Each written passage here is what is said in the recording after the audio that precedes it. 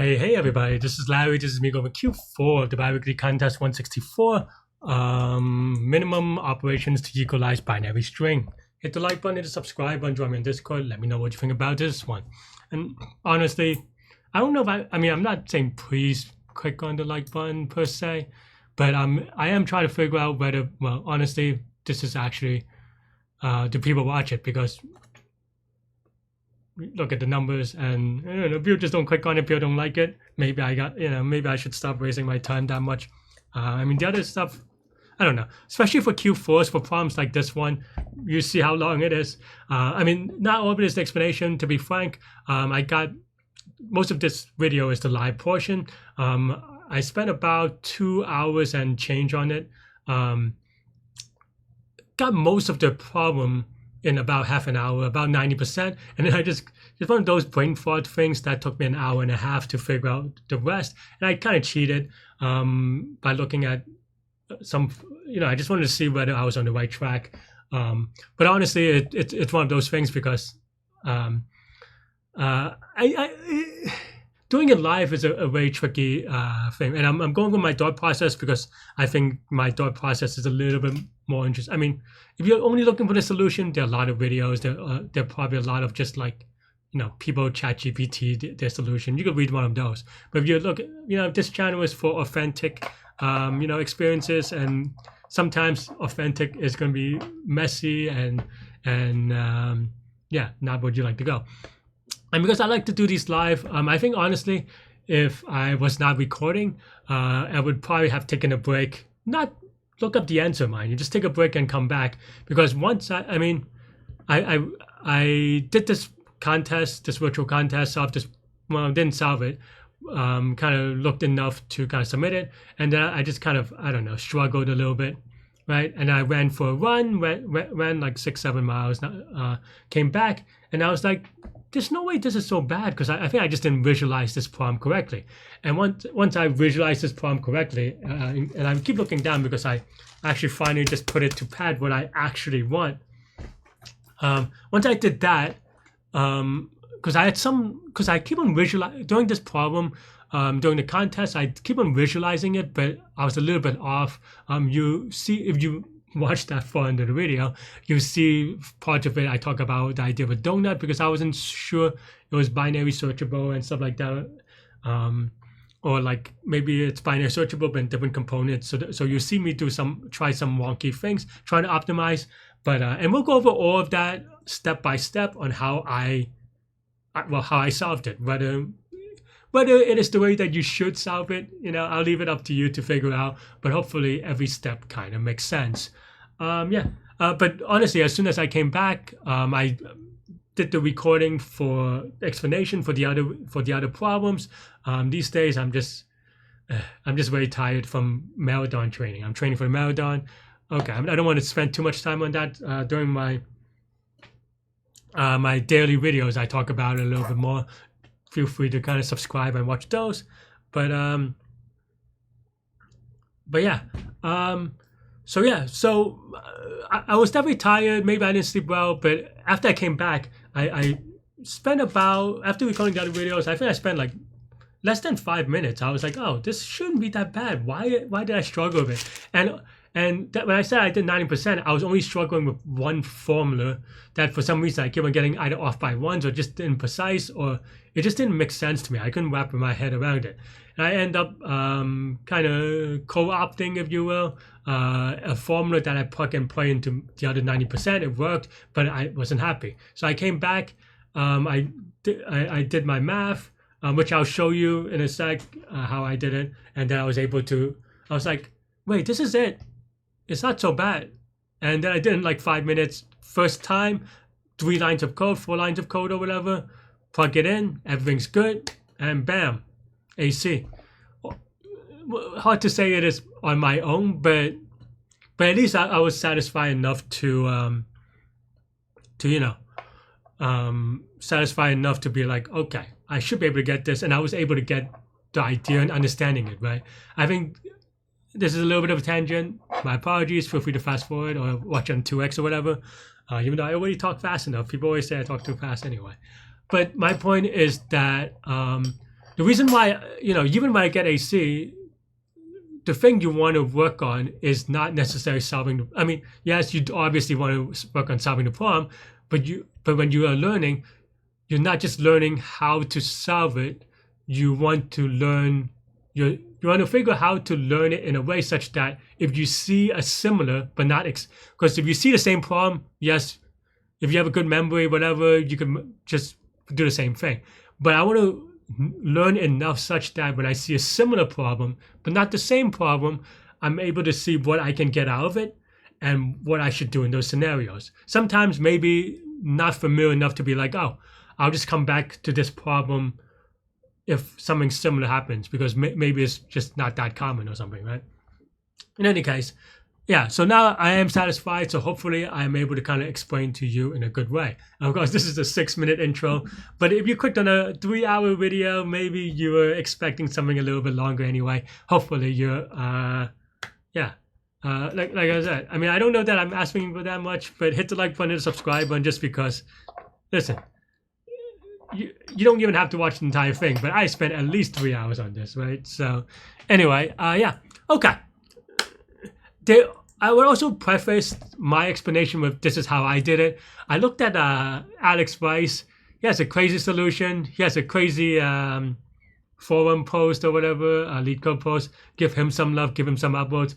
I figured how to do it my way. I'm happy. I'm not going to try to understand his way just yet. Maybe another day, but definitely give him some love. Check that out. Yeah, I am not going to go over that one. What I'm going to go over is something that, because that is more like mathy power things.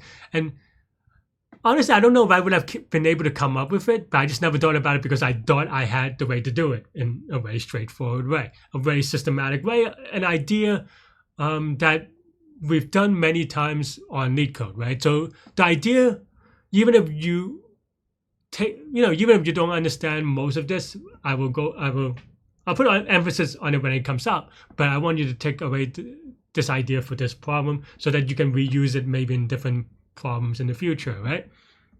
Okay, this is already a long video, but strap in, grab some popcorn, and maybe better yet, grab a notebook and a paper, and then we could draw things together. Okay, so I mean, conceptually, this problem is simple. As in, the problem is simple. The solution is not, but the problem is simple, right?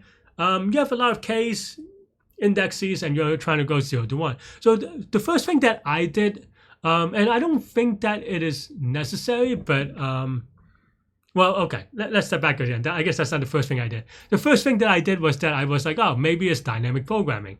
It's a very easy thing to think about dynamic programming on, because n is 10 to the 5th. So 10 to the 5th is a little bit sketch, obviously, but the number of states is easy, right? Because all the indexes are independent. You can choose any different indexes, but that also means that you can kind of collapse everything into one state number, which is the number of ones. You could also say maybe the number of zeros and the number of ones, but of course, your n is constant, right? Because n is constant, the number of zeros is equal to the number of ones, and so they are the same thing, the same state, if you will, right? Okay, so that's the first thing. So that was my thought, is that, okay, but it's not quite DP, right? Because it's not a DAG. It's not a DAG because you can do 2 operations trivially back to back, and you'll be back to where you are and not any closer, right? And obviously that's a cycle, making it not a DAG. And then very quickly, the next thing that I thought was, okay, well, if it's not a DAG, then we could do a BFS, right? Honestly, for this one, actually, it doesn't matter, but I thought maybe there is some weird wonky thing, so I just searched from the end. This one doesn't matter because it's a single source. I just thought maybe, right? And by searching from the end, I mean that we want to have all the characters equal to 1, which means that given a string of length n, we want n ones. And going to the initial state, which is just the number of ones to count. Pretty straightforward so far. You want to start at n ones, you want to go to I don't know, c ones, where c is the number of ones, right? N to C. Straightforward. Yeah. And if N is smaller, this is also straightforward, right? And honestly, I'm surprised they didn't make a 2-part problem out of this like they keep doing. Because then now, well, I guess it's the same solution, but with a trick optimization. So maybe that's too close to the bone. But if you're, if you're watching up to this point and you haven't done it, or you want to get some practice, solve it for N is equal to 1,000. And maybe I already kind of gave away the hint anyway. But practice and see what you would get, which is that for N is equal to 1,000, you could do breadth first search. Go in both directions. I'm going to focus on the direction that I'm talking about, from N to C. But and in that world, you could do K flips, right?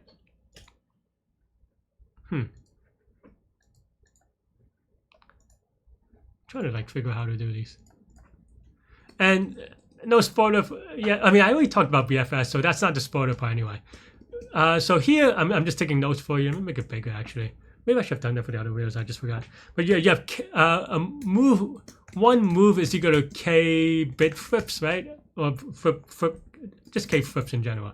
But yeah, which means that you could go from K0 to K1, K minus 1, 0, 1, 1 to K minus 1, 1, 1, 0, right? And you could kind of, and then dot maybe, I don't know, because hopefully that makes sense, right? So these are the ordered pass moves you can do, the K plus 1 distinct moves that you can do up to, right? Okay. Yeah, right? And maybe I should have gone the other way, because we're trying to get from 1 to 0s or something, the way that I'm setting up. But you could kind of look at it this way, right? And maybe you can, set up what I call a delta count, right? And this is how I initially set it up, because delta, because here, and it goes all the way dot to K1s to K0s, right? Maybe that's a little bit more what we're doing. And this means that we are, let's actually put it here. This means that this is negative K1s, right?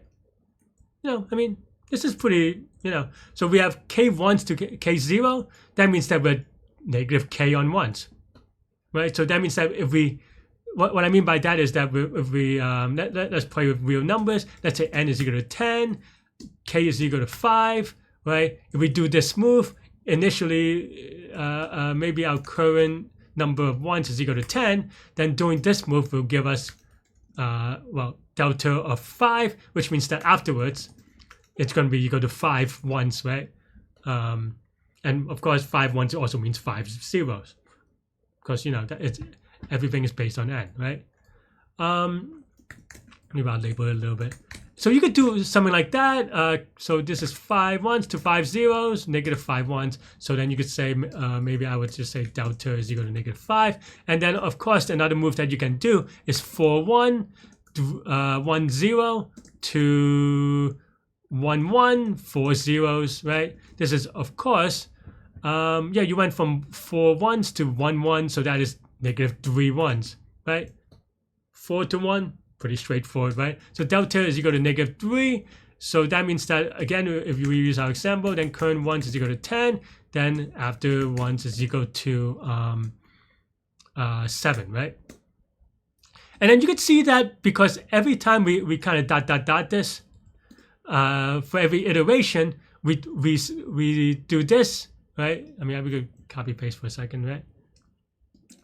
What we're doing as we go down the list is that we come minus 1 here, plus 0 here, right? So plus 1 here, minus 1 here, and then every time it just goes down by 2, because that's the delta in the, because minus 1 plus 1 leads to, just 2 deltas from the previous one, right? So then kind of you plot out the deltas, it will look like this. So for k is equal to 5, your deltas would just look like -5, -3, -1, +1, +3, +5. And of course, the pluses are actually important as well, because I think even for the example, there are problems where you want to go down before going up again, because that's just, you know, you're forced to do it that way, right? And of course, if you're even number, so let's say k is equal to 6, then you have -6, right? -4, -2. You could also say 0, but you'll never pick that because that just never gets you a bigger thing. And also in BFS terms, you already seen it, right? So that's basically ... right? So depending on your k, these are the moves you can take. And so what are our states, right? Our states, we have n states, as we said, right? And states, we have 0. Okay, let me write it again. Start with n ones. We can have 0 1s, 2 1 1s, ... right? Maybe not all of them are possible, to be honest, but all the way ... right? Up to n minus 1 1s as well. And we can make these moves. So, okay. So what is the... So, oh yeah, maybe you didn't pause during the what I said n is equal to 1,000 thing. If n is equal to 1,000, and k in this case can only go up to 1,000, right? Because, you know, at worst it could be -1,000 and plus 1,000, though, you know, you'll go out of bounds and you never want it anyway.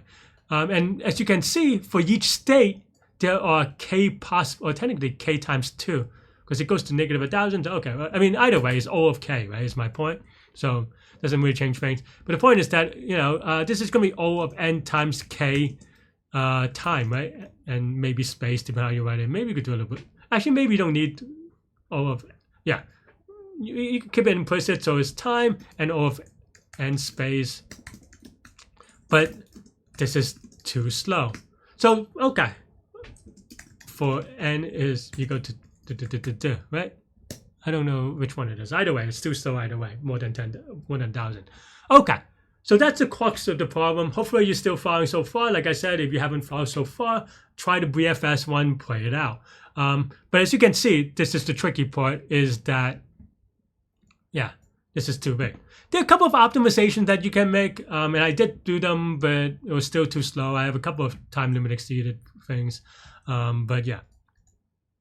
But you know, optimizations are fine, but you cannot optimize away 100,000 times 200,000. That's just too big. So you have to come up with a different thing. And this is what I'm about to say is the idea that I want you to take away with, right? Because now, first thing to note is that this is not an explicit graph, right? And what I mean by that is that if you want to create an explicit graph, meaning that, okay, you have these states, you have these transitions, which are edges, states are nodes. Think of it, you know, in the same way.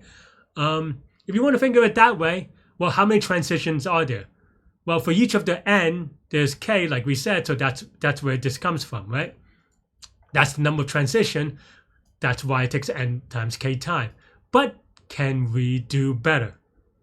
And that's the crux of this is the part that I want you to understand and learn for next, because it came up like 2 weeks ago too, or 3 weeks ago maybe, or something like this on another contest. Very similar idea, but the idea is that, and this is what I call, I think if you watch that video, train lines and stuff, right? It doesn't really apply on this case, but the way that I think about it for problems like this is that, well, on that one is train lines, but this one it doesn't really, it's not quite the same. But yeah, let me bring up the drawing board real quick. Actually, my computer is being a little bit awkward, so I have to like find the app to click on it instead of using Spotlight in Mac. Don't know why. Need a new computer. Well, I mean, I just probably need to reinstall stuff or delete some stuff or reboot or something fancy. Anyway, all right, but. So, okay, so this is the part where you have to visualize, or at least for me. Maybe you don't, maybe, you know, but I always have to visualize, right? Is that, okay, So now we have a number line, right? We start here actually. That's the way I set it up. And maybe you're trying to get to some place in the middle. Let's say here, right? And for this problem, as we said, you can do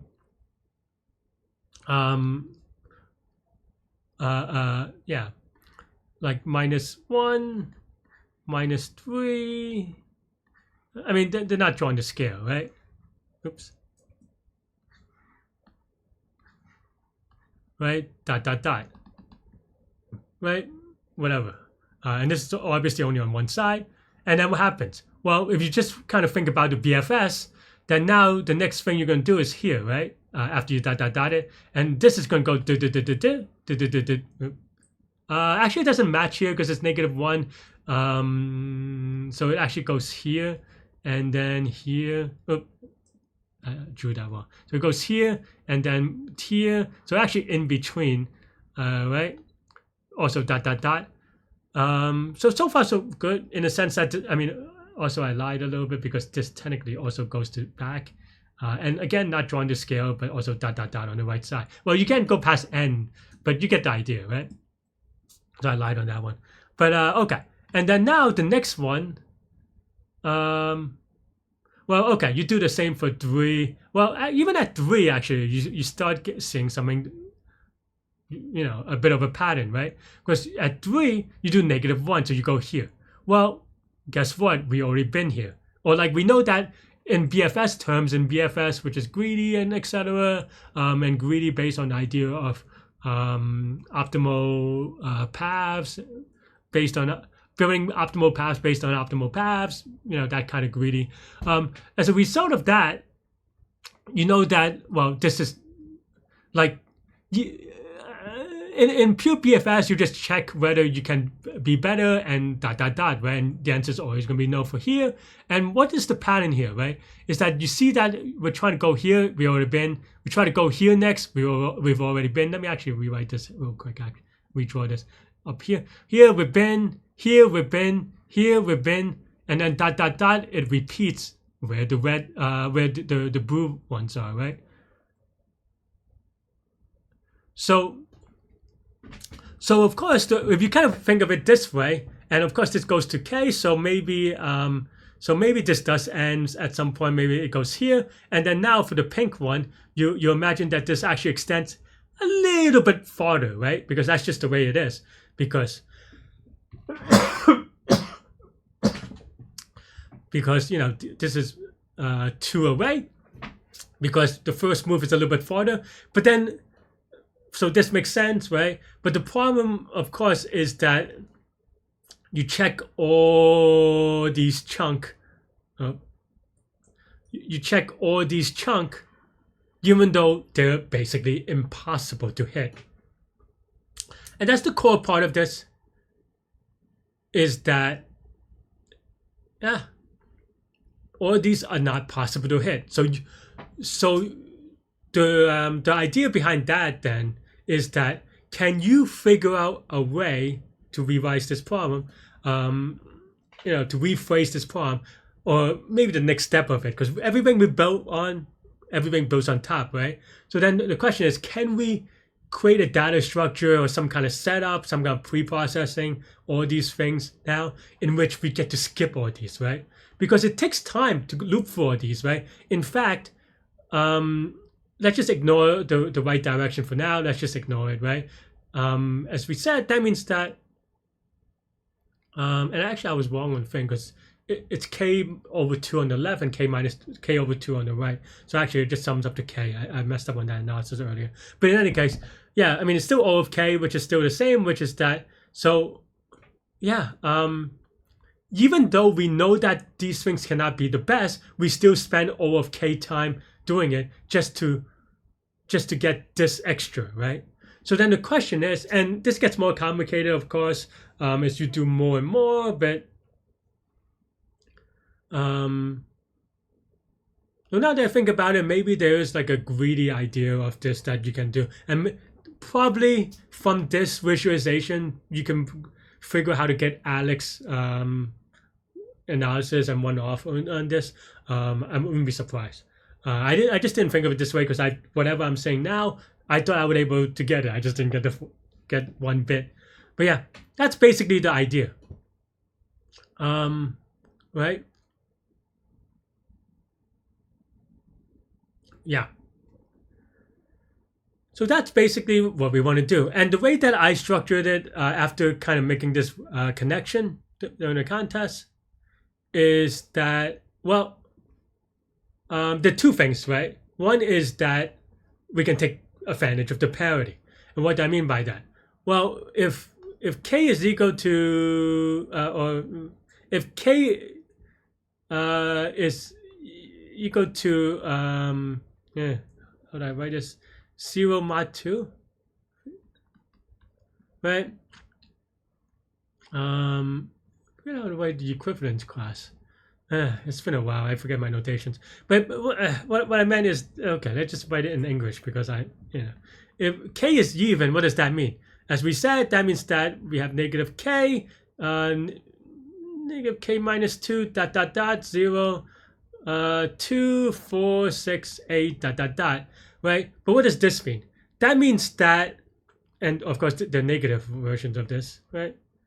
So you have negative 2, negative 4, negative 6, dot, dot, dot.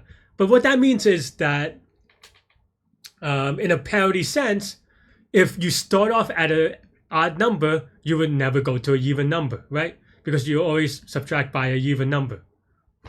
Subtract or add, but you always change by an even number. So if n is odd, you'll always be an odd number. If n is even, you'll always be an even number. You don't change parity, right? If k is odd, it is also similar, but the parity always changes on every hop, right? This is what we have here drawn out. But basically, if n is odd, then the first move is going to make you even. Then the second move is going to make you odd, dot, dot, dot. Why is that important?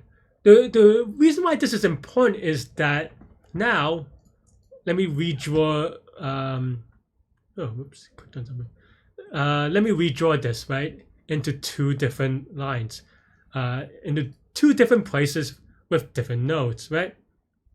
So now you can look at it as, here's timeline 1, and let's just say we have only odd numbers, and timeline 2, or not timeline, number line, sorry, where we only have even numbers. And then the idea is that, okay, well, how do you say it? If k is even, then what happens? Well, then you either start at here, and then you stay at even, you stay at odd, sorry, right? Or you stay here, and then you only stay at even, and maybe even go back to, I guess in that case, you would never go backwards because you can't get anywhere, right? So this is probably part of the formula, to be honest. Maybe I could have derived that, but yeah. So there are more observations that you can make to do things in another way, but this is the way that I'm doing it. Yeah, right? So that's one. But what is the key observation if k is even, right? If k is even, that means that you only need one of these. That's the first thing, right? You only need one of them. But what it also means is that when we remove stuff, we remove them one segment at a time, right? Because actually I drew these kind of wrong. I mean, they're kind of right, but also kind of wrong, right? And what I mean by that is that you actually, it's similar to what we had before, which is that you have, you have this, right? But another way of thinking about it is that you shut off this thing, right? You shut off this as a segment. You remove this segment because it's just not necessary. You already done, right? And same for the even piece, right? Is that you can remove everything in between. That's all this is saying. And as a result of that, you could do some binary search, right? Because the way that I did it, and we'll go over the code, don't worry about it, but is that I just put all the numbers, right? So maybe all the possible numbers, n on one side, change the colors actually, n on one side, I guess this is odd, but technically this is 0, you just can't reach it. Then you have like 1, 3, 5, 7, dot, dot, dot, right? And then now you have all these numbers. As you process them, maybe 9 is here, 11, 13, 15, 17, made up numbers, right? And then now when we process these, we just remove these from some kind of binary tree data structure. So then the next time you know, maybe you have 7 and you have, I don't know, you would never, I don't think this makes sense in the k is even case, but maybe for whatever reason, but the whatever reason is that it generalizes beyond this problem. It's just that you don't have to think about it. But maybe the next one you're trying to go this segment, right? Whereas we solve this segment, we can loop through this, but because we already removed these, we would only check 7 and 19, for example, and then for this problem, there are specific things for this problem, but it almost doesn't matter, right? The point is that for each number, we only remove once. And because you only remove each number once, you amortize it, right? You amortize all the costs for this, right? Because you only remove it when you look at it, and you only look at each element once. You could amortize it to n log n or something, right? Okay, so this is if k is equal to even, right? I don't know if I could undo that much. It's fine. All right, what happens if k is equal to odd? Okay, I just start over. What happens if k is equal to odd? I mean, it's the same idea, right?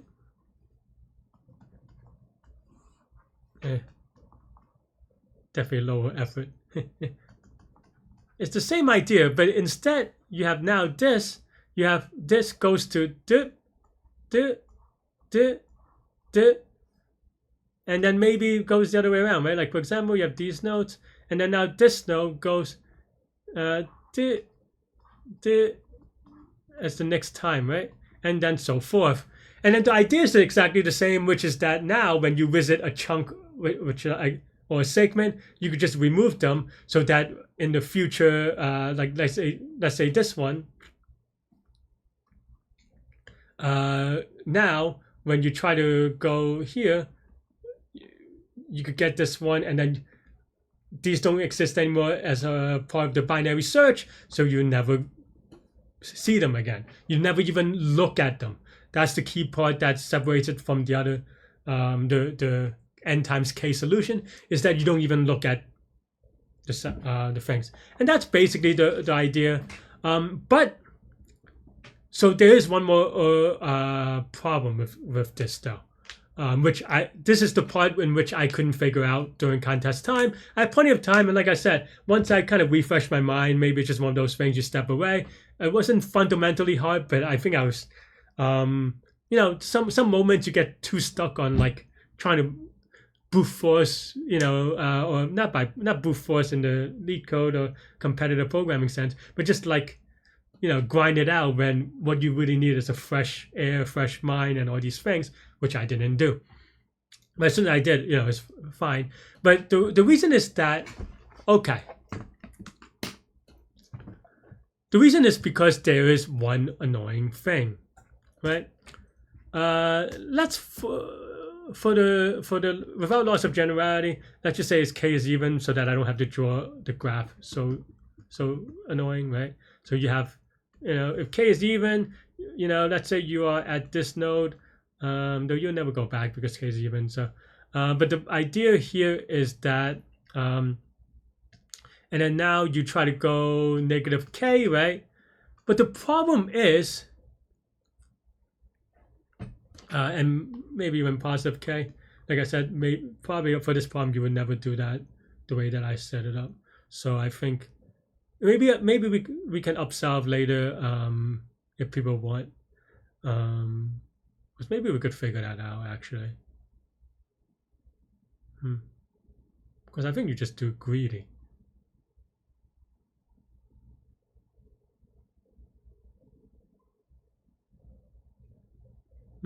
Maybe not. Anyway, in any case, right? The problem is that this is not sufficient, right? Because the key part of what I said is that if you look at this segment, you look at it once, you remove it, we're done, then that gets amortized.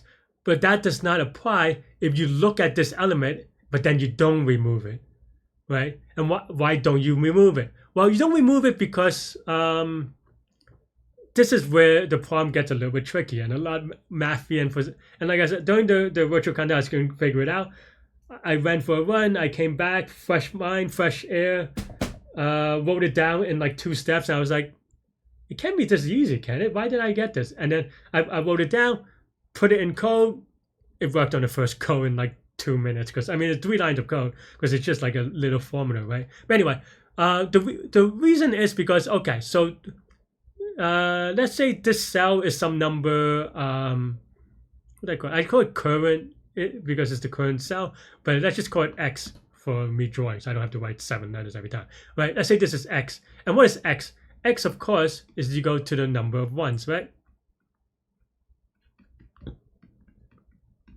Right? What does this mean? That means that,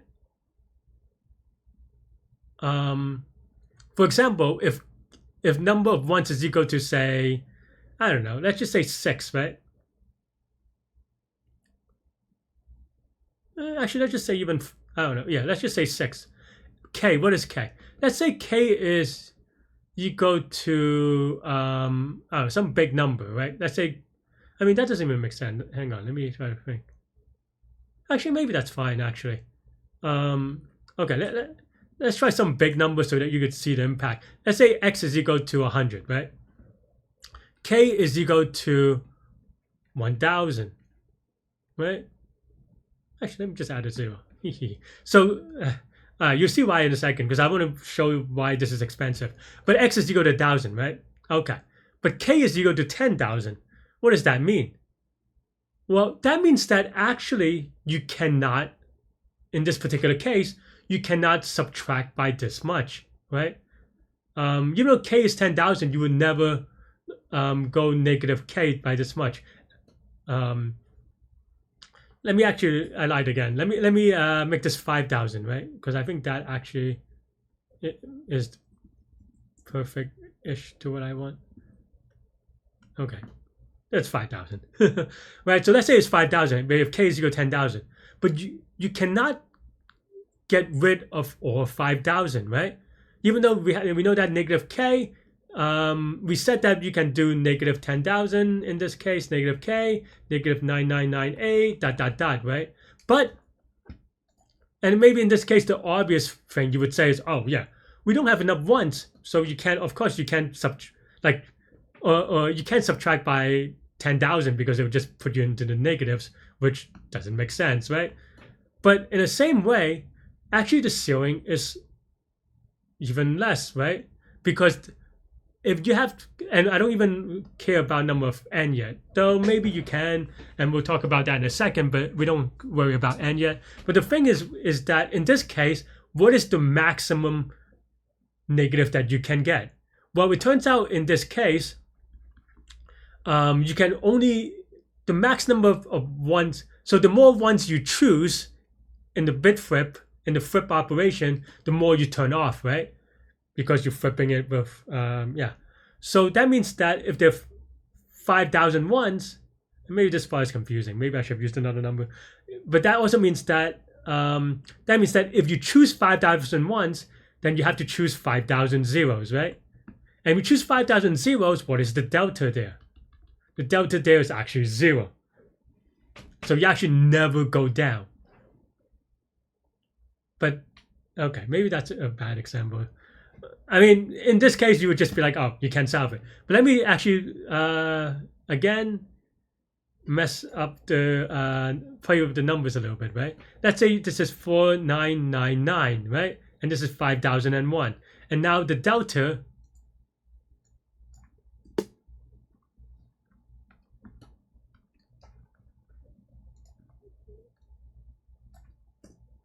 and then now the delta, well, is -2, right? Oh wait, no, I think I messed up. Sorry. This problem is hard, all right? My apologies, humans, technology stuff. For delta of 2, or -2, we have 5,000 ones and 4,999 thingies, right? So you have -2 because you have 499 zeros, you have 5001. So then after you pick the most ones that you can, which is 5001, you go to 4999, right? Pretty straightforward. Though after that, you could see, but the problem is if you just look at -k, even if you bound it by x, you would check, in this case, you would check minus, say, 5000 because that's an even number, right? So you would, let me change the color. So you check -5000, which is all the way out here, maybe. And then -4998, -4996, -4994, ... all the way down to -2. But the key thing is that these things are not possible. And of course, because they're not possible, but just to be clear, they're not possible for this move. It may be possible for future moves, right?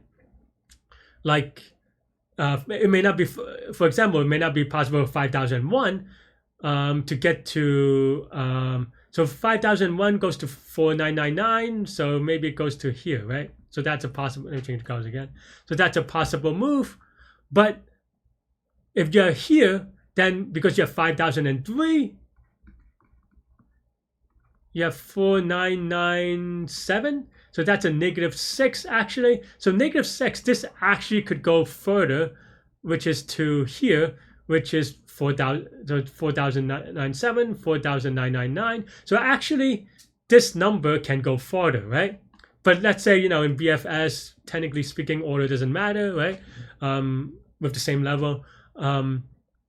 So if you do this one first, and you do all these for loop, and you don't remove any of them except for this one, because, well, we actually got this, so we remove it, then now the next number, which is this one, I'm running out of numbers because I'm a mess. This one, now you again do all these numbers. The key thing that we said is that for this problem, we have to figure out how to not use all these numbers. Or not that we don't use all these numbers, but we don't even see them. We don't even check for them. We don't even care for them. And that's and this is the hard part of it for me, is that after I have everything set up, I was just looping for -k to k, but it turns out that we don't remove all these numbers, which I did not. I was hopeful, but did not. I was just YOLOing. I was like, oh, maybe it shouldn't, but I didn't really think about it that deeply because it's usually worth 5 minutes of penalty, because in case I get lucky or something, honestly. But this time I did not. So yeah. So okay. So then how do you solve this? Well, the short answer is we can calculate. The short story, which I was not able to get, is more math. Maybe that's good enough. I just wanted bottom space, right? I thought I changed colors. All right. Yeah, which is that we have to just figure out what this bound is, right? To start. And once we figure out what this bound is, then we can just check everything to the right. Not everything to the right, because you eventually run out of zeros, but that's easier to check, because once you run out of 0, which is maybe, I don't know, something in the plus k side, let's say you run out of zeros here, you can just stop, right? Because you're iterating. Everything to the right is going to also have fewer zeros. Because if you go more to the right, we have fewer zeros because you have more ones to the right, because this is the number line on the number of ones, right?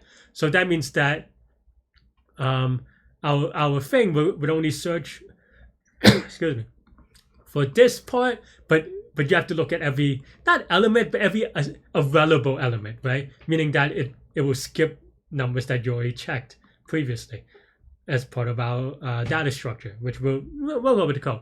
But the key part about this is that you don't start at the beginning or at -k. You start at this number.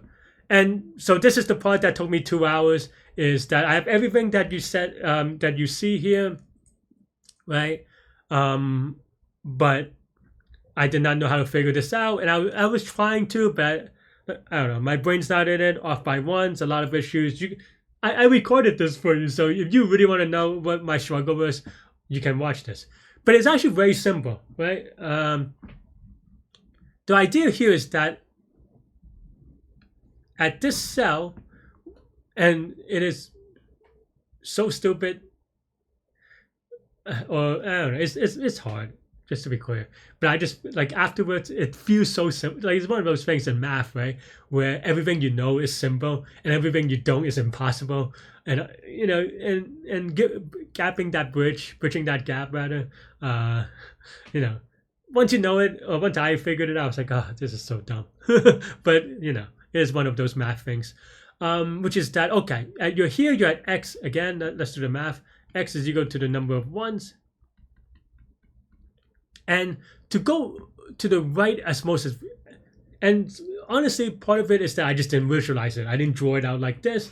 I still try to do too much in my head. I kind of drew a little bit, but I think I just didn't.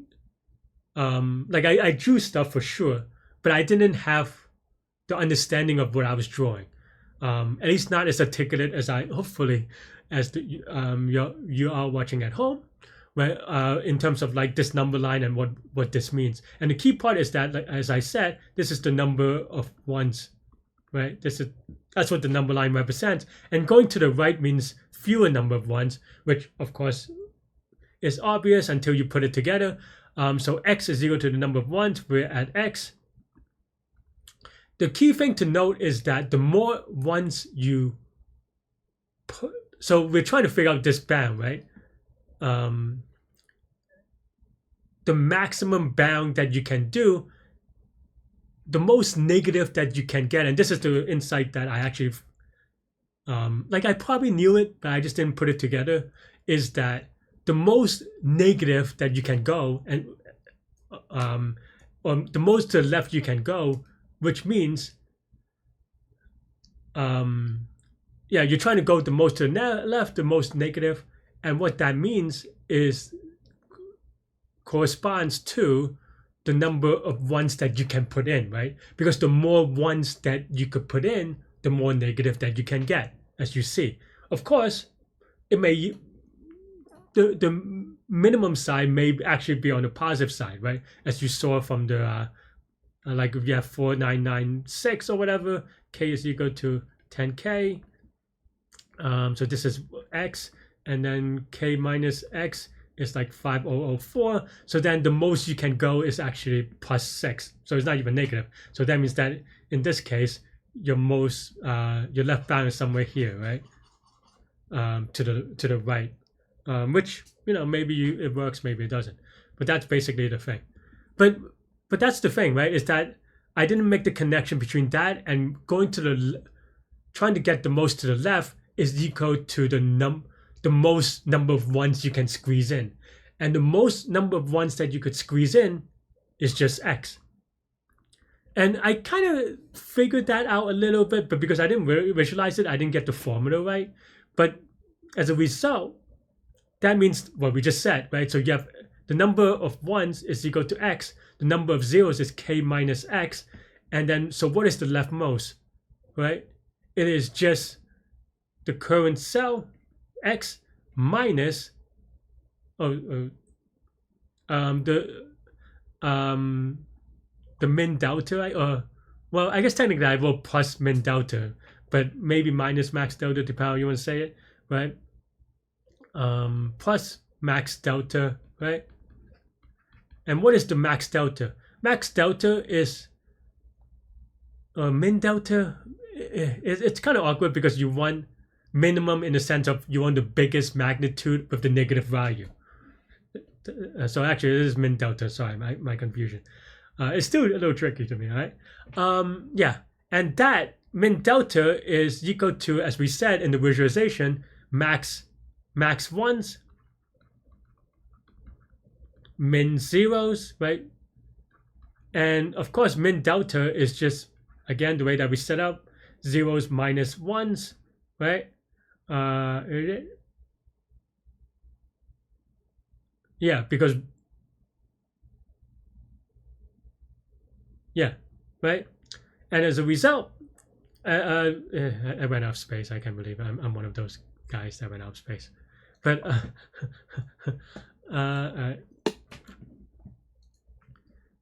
yeah, so the leftmost is going to be x plus some min delta.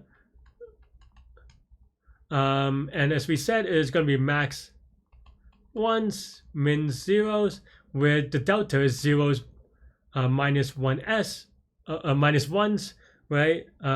And of course, we're trying to minimize this or have the biggest negative, which is what this is saying, max 1, because this handwriting is terrible.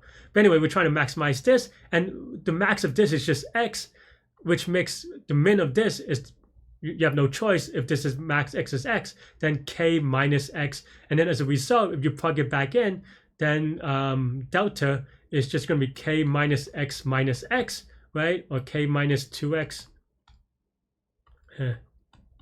Right? And then now you have here, so then x plus min delta, so this is min delta, right? So then now you have x plus this is going to be your leftmost point. And if you search for that, that is your answer. I mean, there's some stuff about yeah, I mean, that's basically the idea. There's some stuff about, for example, let me change the color real quick.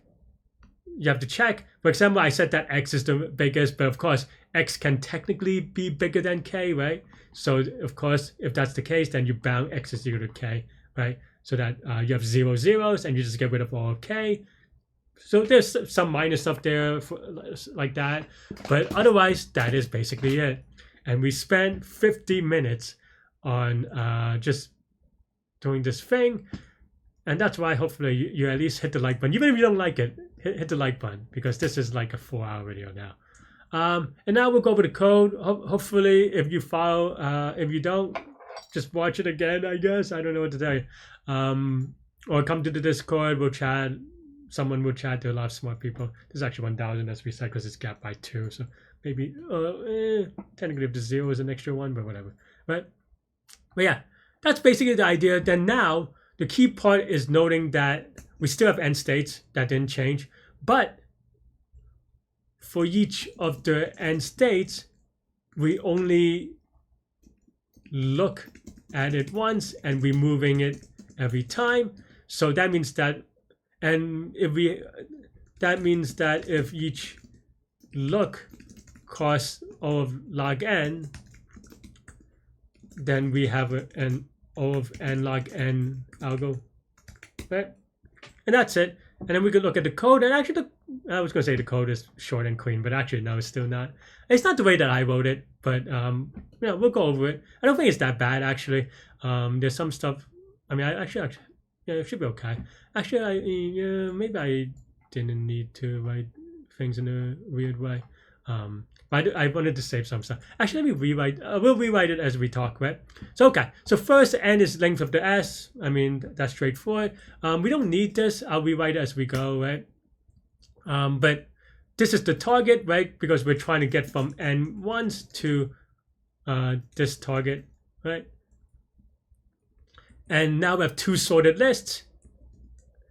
This is what we were talking about with respect to, well, this is the data structure, the binary data structure that we could say. So basically, SL of 0 contains even numbers, SL of 1 contains odd numbers. These are numbers that have not been looked at yet. Same for here. You could, I'm not gonna write it again. This is the rest, or this part is just regular BFS stuff, right? Yeah, and yeah, distance of I is equal to the distance from, the number of moves from or ones to this cell, right? And we want to get to the target ones, which is, this variable, right?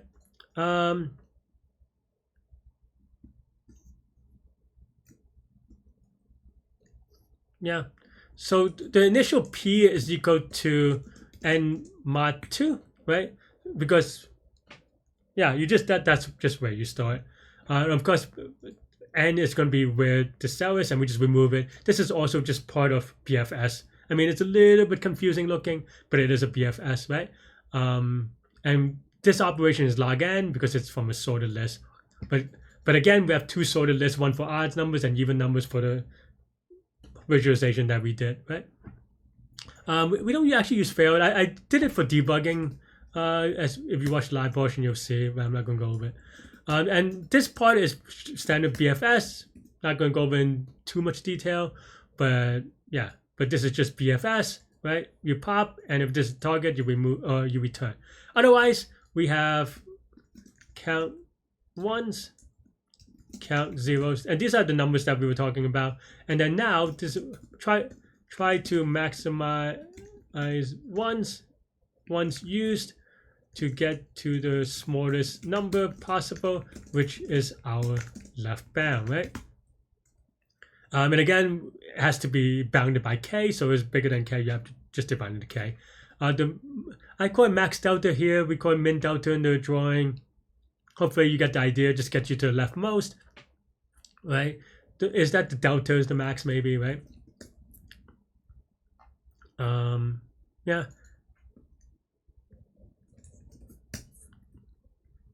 I guess this is it. But yeah, but otherwise, then now we just binary search from the right thing. If k mod 2 is 0, if it's even, then we never change the parity. So we just look at the same parity. We binary search. I do, like I said, max is a negative number, so it looks a little bit funky, but you get the idea, hopefully, from all the visualization that I put a lot of emphasis on, right? So actually, you could even, oops, you see that the two codes are the same, so you could even just write this as something like that, right? Basic.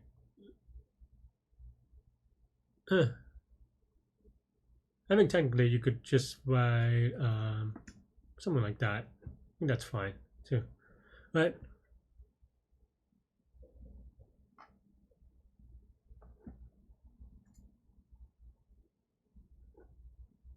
Run it real quick just so that I don't lie to you.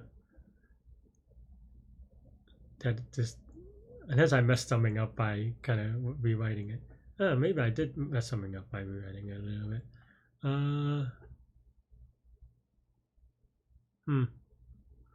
Well, that sucks.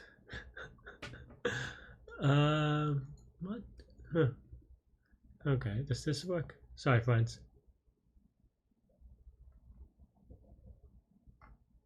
What did I do?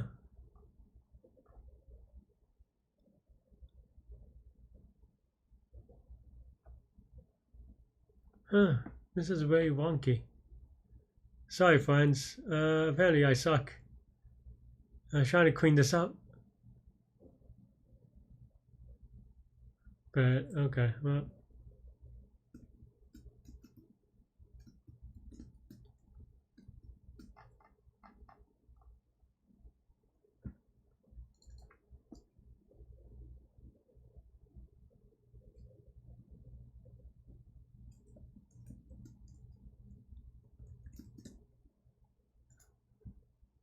I don't get it. Okay. Did I have a typo? Maybe I just have a typo. Okay, yeah, this works, right? I mean, okay, this is still what we said, so maybe that optimization didn't make sense. Current mod 2. Oh, I'm just dumb. I'm dumb. I wrote this as P1 minus P to flip, but that is not a thing on the thing. This is actually based on the current number. So, okay, okay. I mean, we could still do this, but this has to be that. Yeah, okay. So I made a silly optimization. Well, it's not even an optimization. It's just a cleanup, right? But basically, yeah. The new parity is you go to the opposite. If k is odd, we want the new parity to be the opposite one, right? Meaning that if the current number is odd, then you want it to be the next number to be even. If the current number is even, you want the next number to be odd. That's basically it, right? We kind of visualize that. Hopefully, I don't have to explain it again because this video is already very long. And then yeah, we just binary search for this number, and that's it. The thing that I plugged in was just these two numbers, like the quote unquote formula that I spent 2 hours not getting until I get back put on paper for 5 seconds. Well, not 5 seconds, literally, but a couple of minutes, and I was like, oh. And then I mean, typing this in was very quick, right? I had everything else already, so I just did these two, this, and then everything else is good. So very crazy, but you can watch the live portion if you want. But yeah, this is mostly yeah. So then now we have the index. We start at left. We go all the way from index to the end. It's technically not the end. I mean, the end is an upper bound, of course. But the key part here is that there is this formula, which is zeros is greater than. It breaks when you don't have enough zeros, and we'll go over it in a second again. But when we don't have zeros, like we said, everything after that also don't have zeros, so you can break. So this is the actual true condition. A little bit hidden, but we do the recalculation. But in any case, the index is actually based on not numbers, but the index in the sorted list. So it automatically jumps to things you haven't done yet, right? That's a key part as well. The reason why that's a key part is so that you don't look at every number more than once, because every time you look at a number, you remove it for the BFS, so that in the future you don't process those numbers. Yeah, I think this is not possible anymore the way that we set it up. Let me. But I don't think this is possible anymore. So we're gonna even remove. Initially, the reason why I had it is that initially during my TLE versions, I didn't have some of these optimizations, so I didn't do parity check. So I just kind of like YOLO submit to hopefully that was right, but it's not even necessary anymore. But yeah, otherwise we process this index and exactly once. Delta is we have a remove set, and the reason why is because we don't want to remove this number in the middle of iterating through it, right? So we just kind of keep track of the things to remove and then remove it later. Because if you remove something in the middle of it, then all your indexes kind of get shifted. And I don't know. It's fine if you are very, very careful. I'm not a careful person, so I don't write it that way. So I just kind of paid a little overhead. And this is also amortized over all the numbers as O of 1 because you're only ever going to remove each number once. So O of n space, O of n time total. So I'm not worrying about this in general. But yeah, but this is the next. This is the delta, right? And the number of zeros and ones is based on the delta and k. This formula, I guess I could go over a little bit. So that yeah, basically. There are a couple of ways you can think about it, but the way that I thought about it is that delta is equal to zeros minus ones, right? As we said, I mean that's just something that we established, and then k is equal to zeros plus ones, right? I don't know why I'm so inconsistent. Zeros plus ones, because that's the most that. I mean, this is you're doing a k move, so it's just doing this way. So, and as a result, then delta plus k is equal to 2. You know, you could just add these two, and they line up. So you have zeros plus zeros, because the sorry, I'm inconsistent. But the ones cancel out for obvious reasons. So then now you have this. So then zeros is you divide it by 2 on both sides. So the number of zeros is equal to this. And we already established that, yeah, this is going to be a whole number. Otherwise, things are going to be very bad time because, I don't know, it just doesn't happen. Once it's just k minus zeros. This is, established in here. Or, yeah, right? And anyway, so that's the number of zeros we need for this delta, number of ones that we need for this delta that we have. As a result, if we need more zeros than we have currently, this is the number of zeros. So actually, I have a variable for that, so maybe I could just write it this. I don't know if that's easier to read, honestly. But yeah, otherwise, then we just do this thing. I think this always has to be true the way that now we set it up. Initially, like I said, I did it in the loop, so I didn't do it this way. So maybe we'll try removing this because now this has to be true. But if not, I don't know what would happen actually. I mean, with timeout or give an exception, but yeah, as you can see, yep.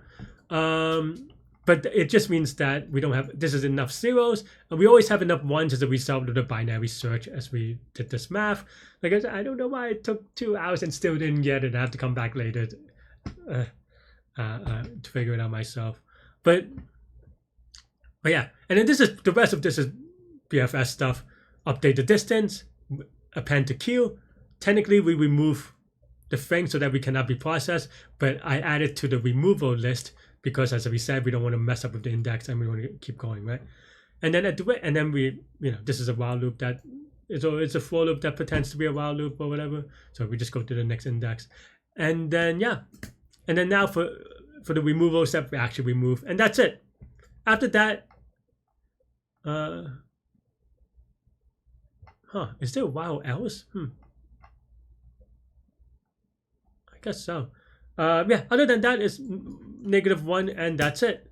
Actually, not that long, right? I mean, 80 lines. I guess it's not that short either. But I added a lot of comments, and obviously these comments. All right, but yeah, that's it. I'm gonna make it slightly smaller so you can kind of see it on screen. And I have my own min-max sorted list, infinity. But yeah, that's it. Pretty tricky problem. A lot of techniques and ideas that I would say does come in handy and kind of reusable. So definitely, especially the idea. I mean, implementation may be different problem types and stuff. Like there's this thing I call the train, which you can, like from the problem from like 2 weeks ago or something like that, has a similar idea, which is that if you do the dense graph, you don't have enough time or space to do it. But that graph has a lot of redundant things that you would never do again, and just being able to keep track of those things in a cleaner way. And this is one way to do it for this problem. But I just couldn't figure out the bounds. I'm just so sad about it because it's just so. I mean, this part I had, but this part, and then I guess this part was okay. But yeah. Anyway, that's it. That's all I have for this one. Let me know what you think. The explanation is an hour. The live portion is another 2 hours or whatever it is. Thanks for watching. Hit all the buttons. Make it at least, let me pretend this is worthwhile to people. And yeah, thanks for watching though. If you're watching up to this point, leave a comment so that I know you are. And that's it. Thanks for watching. Stay good. And you can watch me solve it live. Kind of. I didn't actually solve it live, but attack this problem live during the contest next. Yep. All right, not bad. We have 51 minutes left.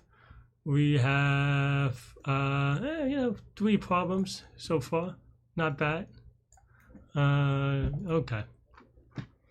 I mean, after that Q2, who knew how the rest was going to go?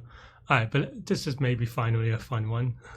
Binary string S and an integer K in one operation, which choose exactly K different indexes and flip 0 to 1 and 1 to 0. Okay, so we flip K random string.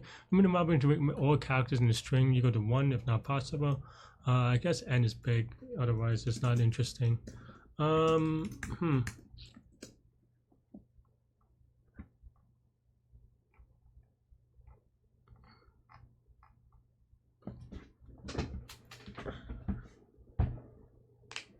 You can choose any index. Why is this hard? I'm trying to think. I don't get it.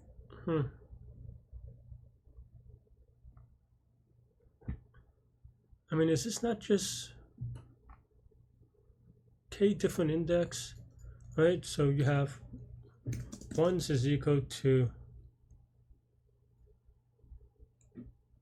I guess it's not. I mean, I could see complexity wise. N squared is pretty easy. Ish. So then it just becomes.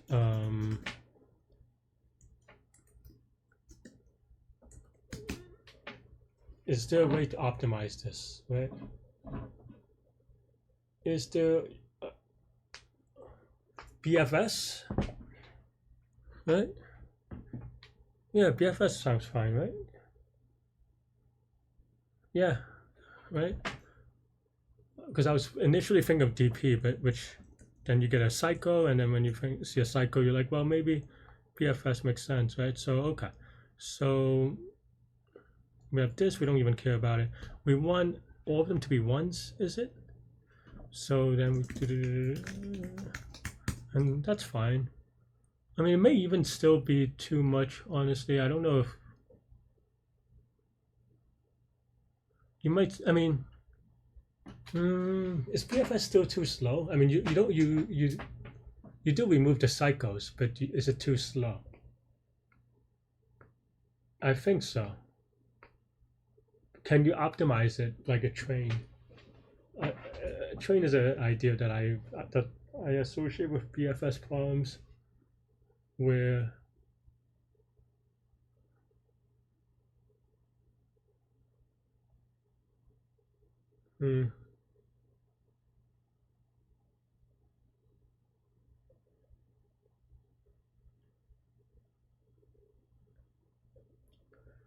how do you do edges? So that's the hard part of divergence problem, right?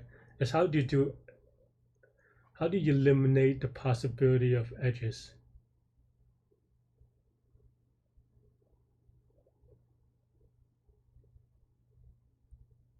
Binary search.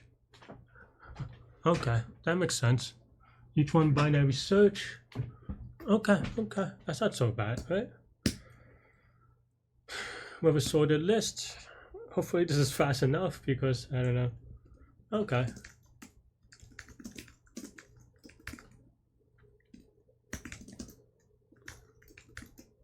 But we actually want. Actually, we could just do it twice. Whatever. N, right? N or n plus 1.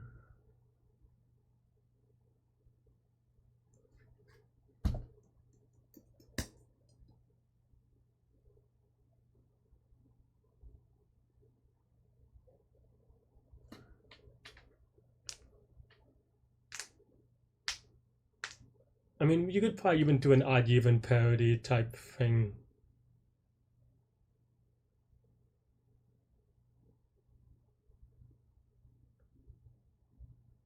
Yeah, that's an optimization. Let's focus. Okay, I think that's fine. You start at 1, so actually implicitly I removed it. Let's make it explicit. It doesn't make it that much slower. It gets a little bit less confusing. Okay. What I want n as the start.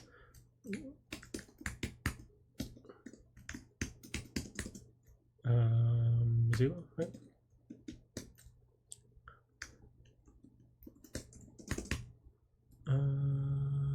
Infinity times n plus 1.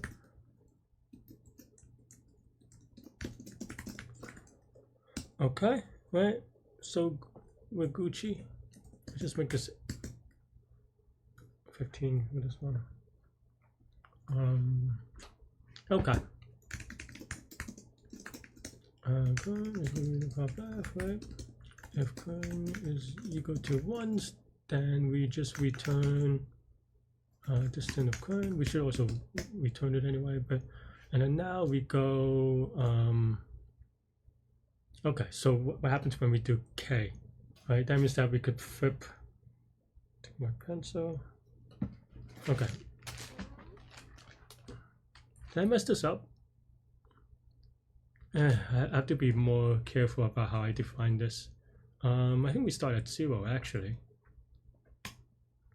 Okay, yeah, fine. Might as well.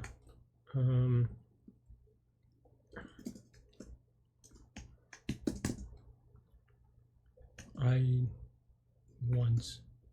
What's this? How much? 44 minutes. I should be able to finish this in time.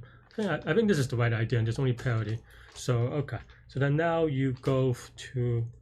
So okay. So you either go from k, and then k minus 2, k minus 4, ... Right. So if k is odd, then you actually want to do 1, 3, 5, 7 all the way to k. If k is even, then you go 0, which doesn't. No, you never want to do 0. That's just stupid. You're in the same place. So you go 2, 4, 6, 8, right? Okay, that makes sense. Yeah, I didn't. In case you're wondering, I didn't really sketch that much on my pad. I just kind of wrote it out. 1, 3, 5, 7, like literally. But sometimes I just need a little help with the visualization. So okay. So then now for D for delta? That's not enough. Wait. That's the number of improvements, but there's K of these because you want to do negative improvements as well, right? And also you don't want to write it this way. That's why you created the sorted list. You do a binary search on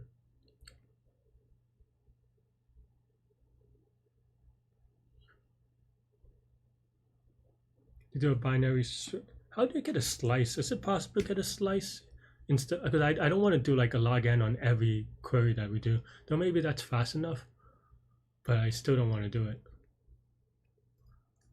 Python sorted list slice. Like, is it faster?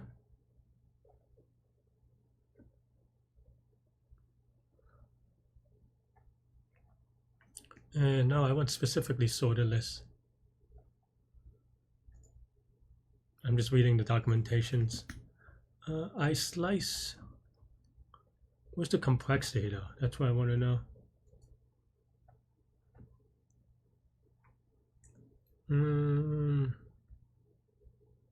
I don't know. Maybe premature optimization. Let's go for it. Okay. So that means that we want to be able to do negative K to K, right? So we want to binary search for not negative K, but, well, delta negative K, but from current minus K, left index, let's just say, right index is equal to oops, bisect right of current plus K, right? So then now we go from index from, wow, am I suddenly switching language? Right, in this case, we do SL of index, right? Everything in it, oh no, I mean, yes, but also no. Okay, because delta is equal to SL of index. Which way does it go? I think it's just current minus this, right? If delta,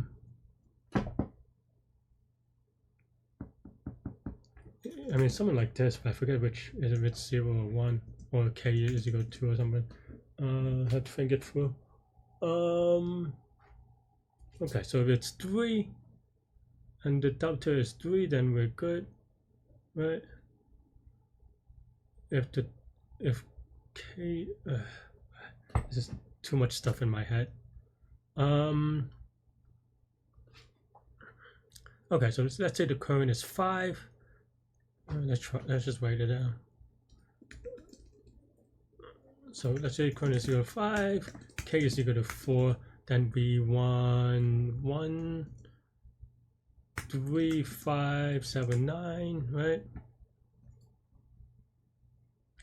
You'll never get itself anyway, so it's fine because we move it from SL. Okay.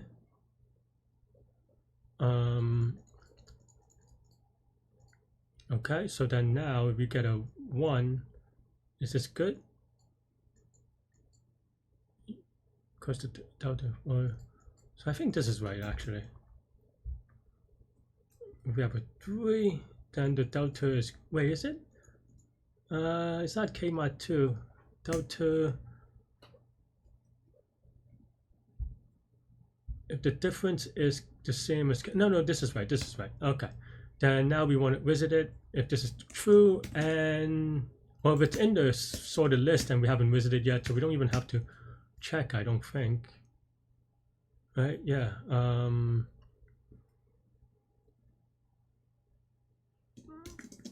Oops. Next.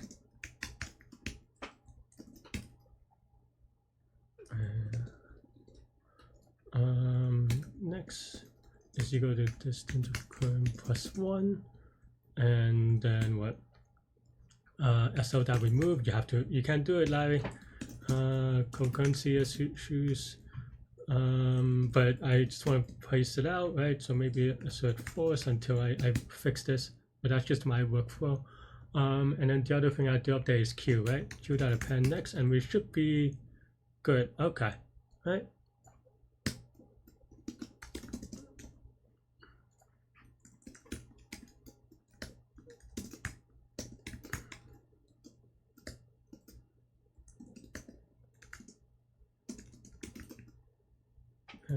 Did we use x anyway? I forget. There was one problem. It was in this one where I used x as the parameter.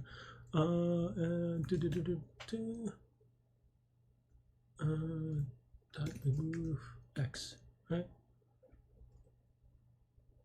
And then that's it. I think we also want to write here, maybe.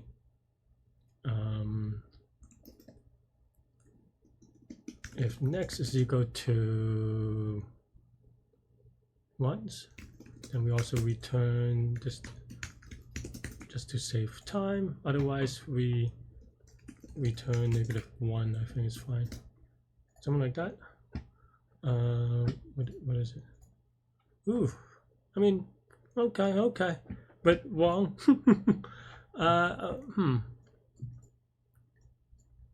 We start with 2 1s. Oh, why do I start with? Oh no, I start. Oh, that's why I had an n actually. Okay, we wanted to go backwards. That's why. I think maybe the other way would have worked too, but no. I confused myself. So okay, so we want to start at n, and we want to get to 1 1s. Okay. I had the original done and I forgot. Yeah, I mean, let's run it real quick with times, what was it? Right. It seems fast enough. Answer seems reasonable enough. So what's the time? I don't know why one of the screens tells you the time and the other tells you the actual thing in a useful way. Let's give it a submit. Hopefully it doesn't time out. If it times out, I bring on Leetcode really. Maybe. Unless I did something silly. Ooh, wrong answer's a little bit tougher to take though. 3. Why did I put 2?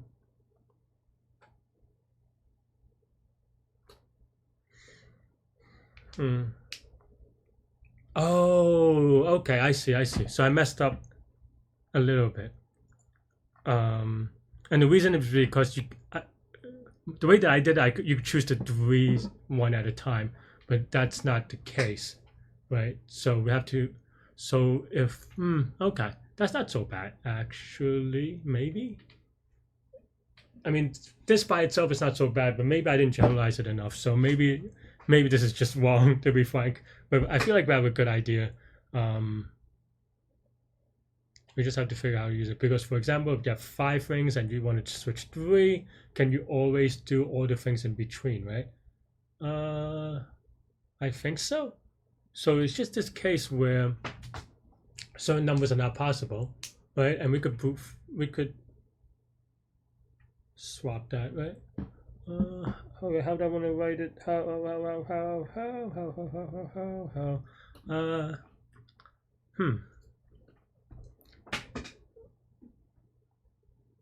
So you have to swap 3 distinct ones.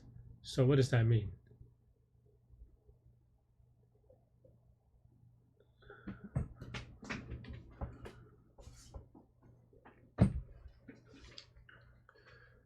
Okay, so the idea here is that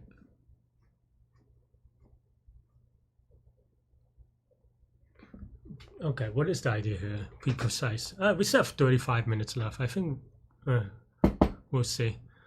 The idea here is because you cannot do it this way. You have 2 and 1.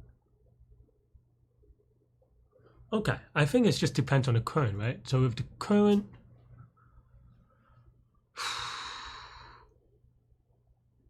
then we have to figure out, okay, okay, slow down, it's fine. Basically you have to figure out the degree of freedom, and for me, I just kind of got lazy on saying that if it's 3, then you could go -3 +1, or -3 -1 +1 and +3. But in this case, it's clearly not true. If you have 1, maybe you have 0.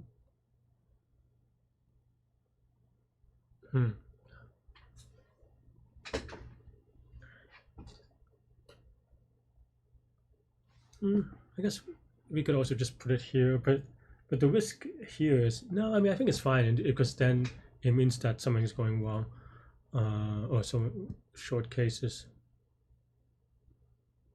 Is this only the case when n is equal to n, though? I'm tempted to kind of special case this out, because I think in every other case, as long as you have 1 degree of freedom, no, I mean, yes, but you may not get the minimum move, so you can always solve it, maybe. I don't even know if that's true, but because, well, yeah, because you can always either choose, but you don't have the shortest path. Because, for example, if you have to do 3 and a 4, then you can always do it, but you may not have a shortest path because you kind of cheated by doing it 1 at a time instead of out or something. Okay. Man, this relationship I'm not practiced at.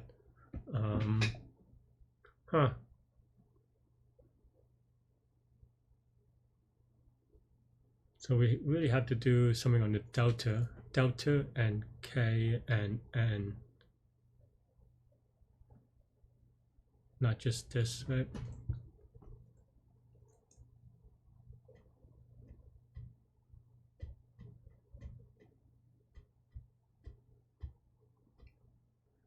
That makes the complex a little bit trickier as well, but I think this actually,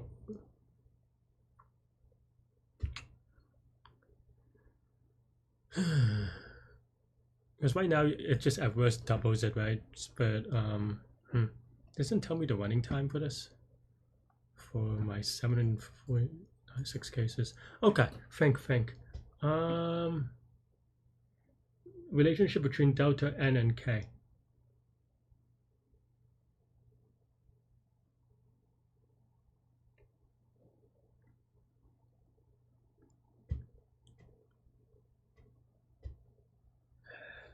Okay, this part may be hard actually. I don't know why we said, okay. So, yeah, okay, if n is equal to 3, k is equal to 3, let's just say, and then once, let's say is equal to 0, then you can make this to 3. If once is 1, you can make this into 2, and then that's it, but 2 into 1, and then 3 into 0, right? So what's the relationship here?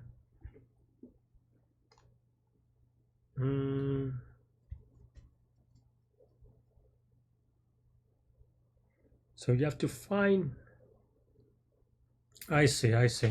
So, okay, so let's say delta is, you could figure out the delta. So delta is equal to,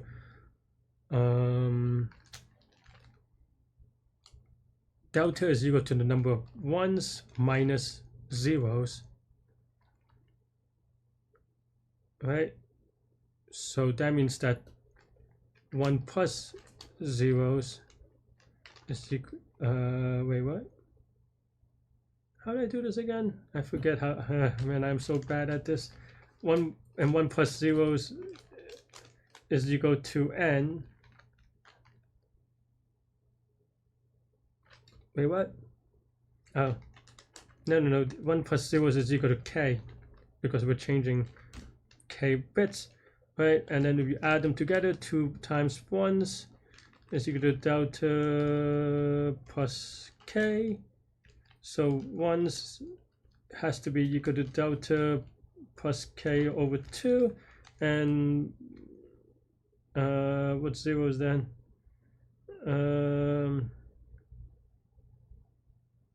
Why am I so bad at this? Okay, and delta, I mean, and then 0s is just, you go to k minus 1s, and then you just check that. Okay, fine. In the current thing, right? Okay, so sorry friends, so that's the delta,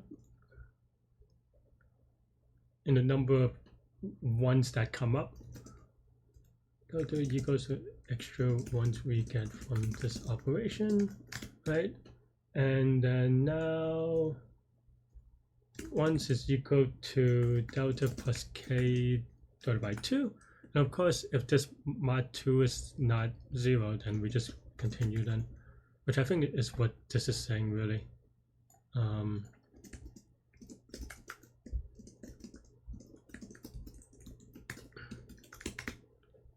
But now we don't need this maybe. Okay, so then zeros, I always forget zeros as a E, and I am really bad at English stuff.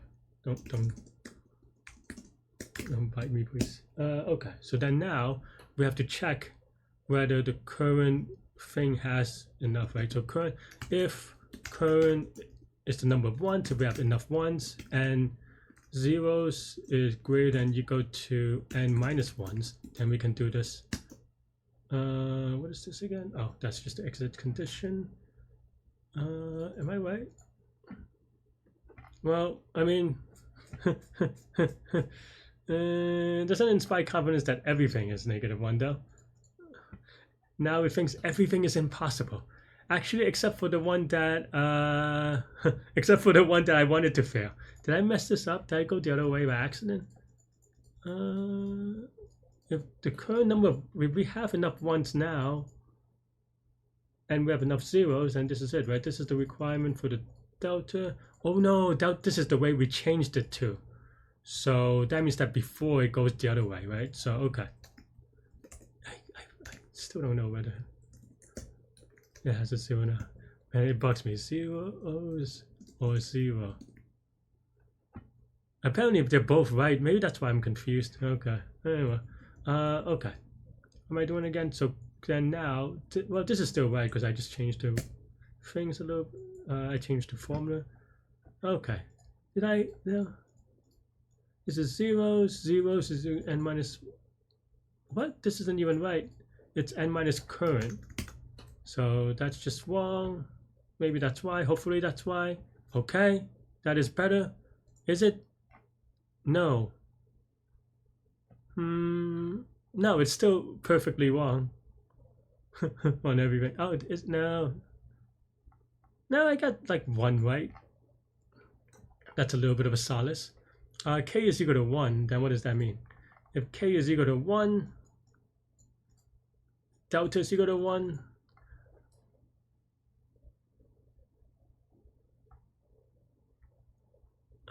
Okay, let's try it, right? Print current next delta zeros ones. Let's print it out. So I'll try to figure it in my head. All right.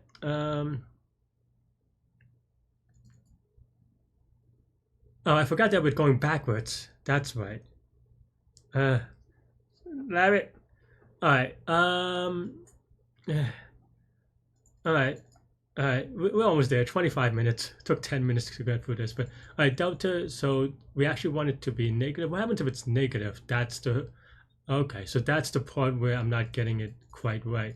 If this is negative, then we have more zeros than ones or something, right? Does that come out correct? I guess so, because we don't have any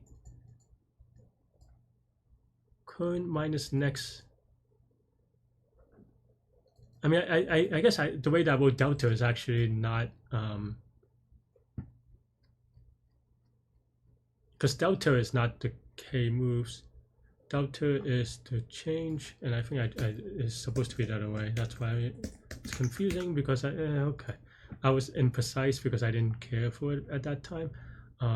Okay, so that nope, didn't fix it. This is right, but now this is wrong. Okay, so you start at 3 ones. Delta is -1. This is right, okay, and then 3, 2 is next, right? Delta is -1. Okay, we need 0 zeros and 1 ones. That's not right. That's definitely not right. Right? Yeah, that's definitely not right. We need. No. This is right. I just got the signs wrong because I'm dumb. Because I don't know why I have this on the other side. Okay. Okay. Okay. Still wrong though.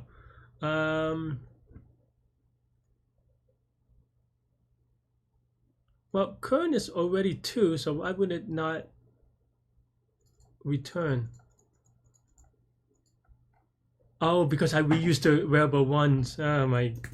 Ay. Where's my if returns early statement? There's another one here somewhere. Is that it? No. This one on the. Okay, this one. Silly boy. Okay. Now we're cooking. Silly boy. Okay. YOLO submit. There, maybe we could do an optimization with parity stuff, odds, evens. I hope I don't need to. We only have 22 minutes left. I mean, I guess I didn't test a bigger K actually. That's my fault. I did test the n is equal to 10,000 thing, but I didn't test a bigger K. I mean, this is probably fast enough or close to fast enough. But the thing is that we no longer remove all these things that we check. That's why. So we have to solve this a little bit better for the binary search. I think because we're doing too many operations. That's a little bit tricky. Now it's correct, I think. Just a lot of silliness. But how do I fix this though? I don't know.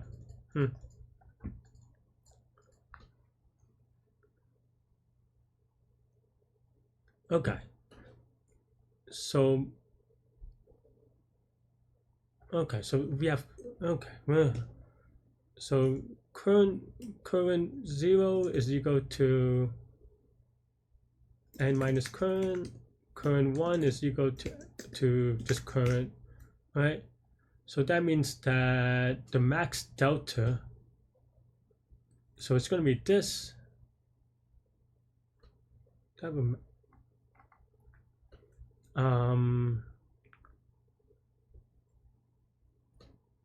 So given k, we can remove z1s.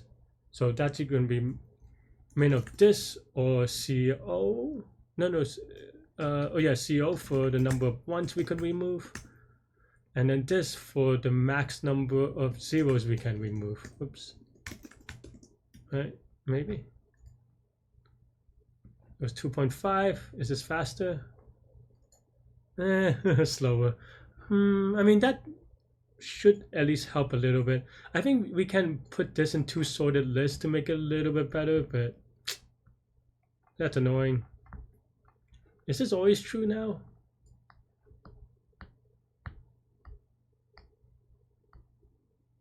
No, because in this case, for example, actually, I don't know.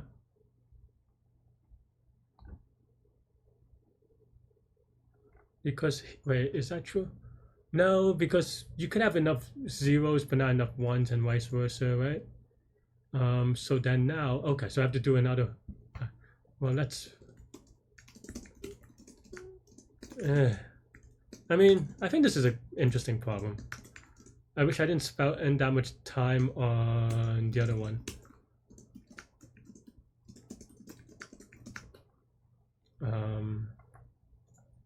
Okay, right, is this faster? Probably slightly, but probably not that much. Okay, 90 but okay. So is the number of zeros, but then you might just not have. Oh, I mean, so you have like a.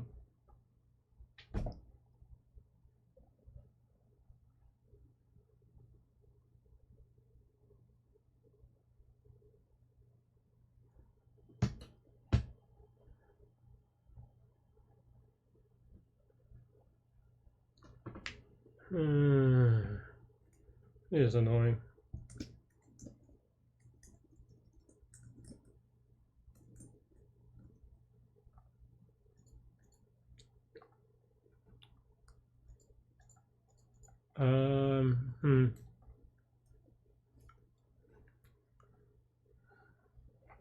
Alright, I mean, let's do what you don't want to do, right? Let's just say odd, right?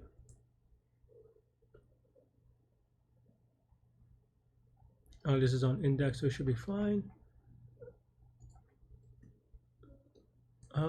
If it's even, what happens? Oh, if k is, all right, let's think through first before you code line. So if k is even, what happens? If k is even,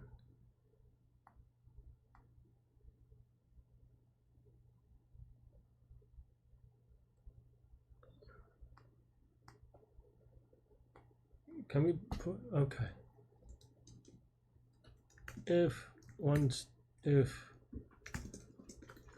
So if k is even, what happens?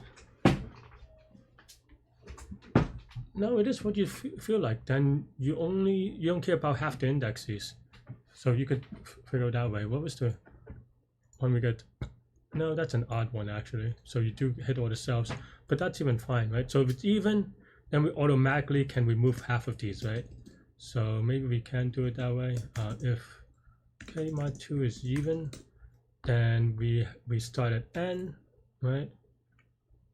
Then for I in range of n plus 1, if delta, I'm just lazy, honestly, delta is equal to n, so we start at n minus I, right? If delta mod 2 is not 0, then we just SL remove it. Don't even think about it. I, right? I mean, that wouldn't change the case for us because it's odd, but at least it makes it a little bit faster.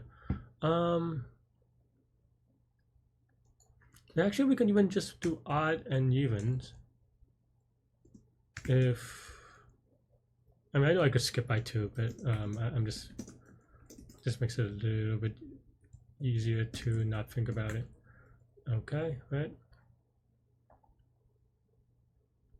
And then now we have to think about this thing, but we don't have to even think about this thing anymore because then now, or maybe I just write it times 2, right? Do, right? Right? And then we don't even need to think about the other one. And then now, if k mod 2 is even, then yeah, okay, let's see, right? Maybe that makes it a little bit faster. I don't know. If k mod 2 is even, then what do we do? Then we still look at so the current is current mod 2. Then we only care about current mod 2, right? And we could probably save it, but it's fine. It's only 2 mods. Maybe it adds up. I don't know. Okay, fine. P is equal to parity. And you cannot, let's go original parity. This is too much random optimizations. But more strict, this one actually I don't feel that bad about because it's strictly more correct. But okay, bisect left, okay, actually just copy and paste it up here. Original P.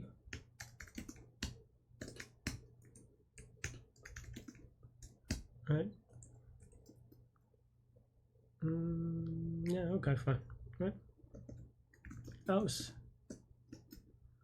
And we set P is equal to original P because we don't want to change it anyway. Otherwise, P is equal to 1 minus current mod 2 because then we want the other one, right? So then now that's also fine, right? Do I use that anywhere else? Nope. except for here. All right, let's see if that's a little bit faster. Oh, yeah, it is. What? Where did I remove stuff? Oh, right. Guess it's just original P, right? Hopefully that makes it slightly faster. Double this time. All right, let's see. It's a very crappy optimization. I mean, I think that's fine, honestly. But we might still time out. What was it? 982. Do I do anything else extra? I don't know if I do any duplicate work. I think that's the thing that I'm trying to figure out, right? We can even do a count here. Wait, does this have an answer?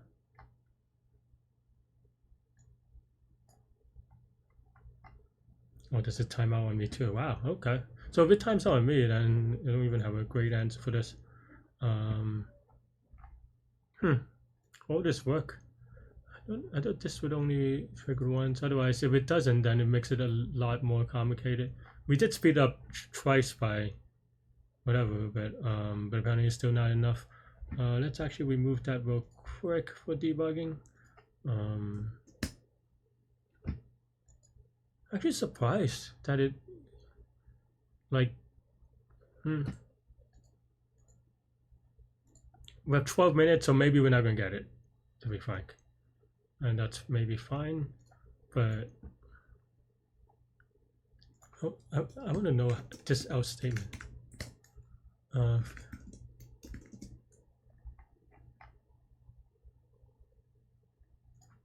don't know how to print it though before time limits. Maybe something like this. Like, how many times does it fail? Then we have to figure out how to optimize this, if that's the case, or is it something else? And of course, I suck at programming. It's putting out, I mean, I know that fails sometimes, but I think maybe that's why. Maybe this has to, I have to figure out how to binary search on this a little bit better. If you have at most, yeah, I mean, that's too many. Maybe. Yeah, that's way too many. I thought that we would look at each cell at most once or twice or something. If we're doing that like multiple times, I don't even know how. I mean, it just keeps going. So that's definitely a smell. That means that this fails way too much, and we have to do a little bit better at the binary search. How do I do better in the binary search? We have the max number of zeros, max number of ones. So I think that's the two things that we have to consider. Do I not remove things right? I don't get it. Let's at least just print out a slice sample. Let's say current next delta zeros, ones, I guess.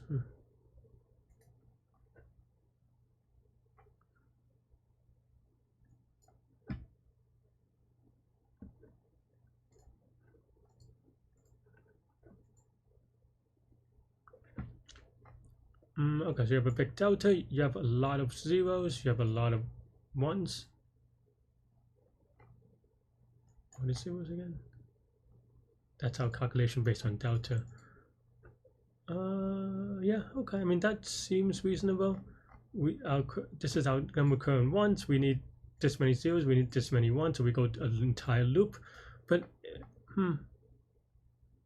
thing is that in theory we should remove a lot of these, right? So, so current is the number of ones. So this should. Why is this a fail?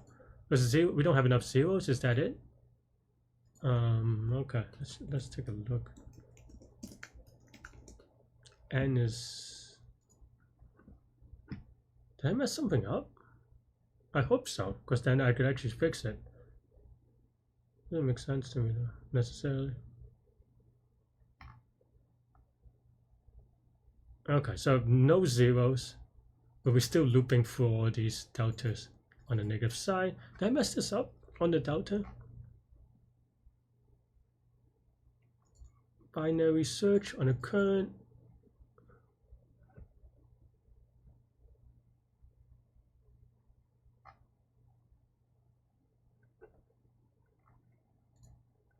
What is this again? 50,000. maybe I won't get it, but okay. So number of ones, number of zeros. We don't have enough zeros, and yet we keep iterating. That's not good, right? Did I do this one wrong? What does these index mean? Okay, so this is number of ones. We want to remove. We want to get rid of number of ones. Okay. But we already don't have enough zeros, and the zeros are only going to go up as we go from left to right. Right? Maybe we could do something like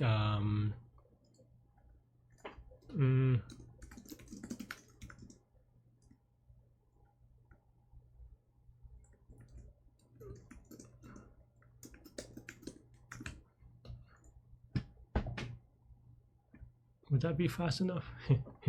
I don't know if it's right enough, but I just want to see if it's fast enough before figuring out if it's correct enough. No, it's still too slow.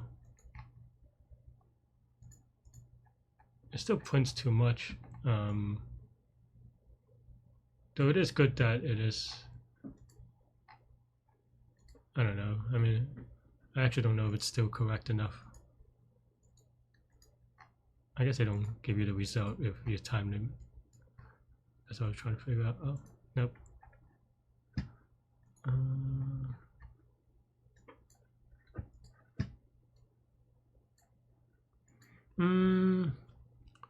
I mean, I think this is the general idea, but clearly I'm not doing all, because the 0 1s requirement is the thing that's messing me up.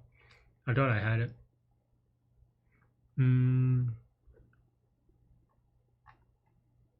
I think we have to go the other way. I mean, I think they're like chunks, and I think I'm just messing it up. Okay. We could figure out the max delta, right? So maybe that's what I need to do. I was just being a little bit silly. So the max delta is going to be the number of ones. No, the max delta is the number of zeros. No, the number of ones, because we can just remove all of those, right? And I guess that's what I'm doing here. So I guess in that sense, I am right. But I need there's a stronger bound. And I think it's like a double thing. So I need to do 2 binary search, or double the amount of binary searches. Right? Because, okay, so that's all the ones. But then what's the bound on the delta? Because you have to have zeros. Because, okay, so this is all ones, no zeros, and then the 0 requirement keeps going up, right? So I think the other if statement is fine that I had. Oh, it's right here, yeah. So I think this if statement is fine.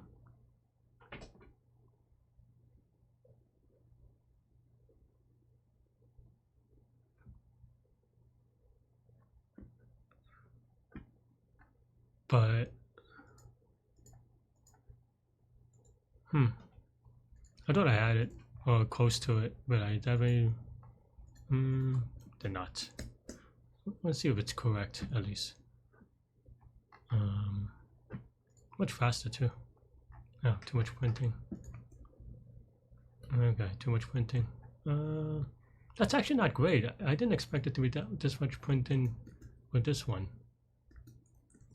So it was fast, but it still has its issues.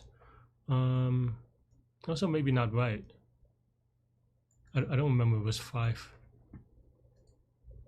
It was just time limited, so actually I don't know that I checked, to be honest. This is not that hard to check. You can just do this. Yeah, okay. So I think this makes sense, but it's still not fast enough to make it thing, right?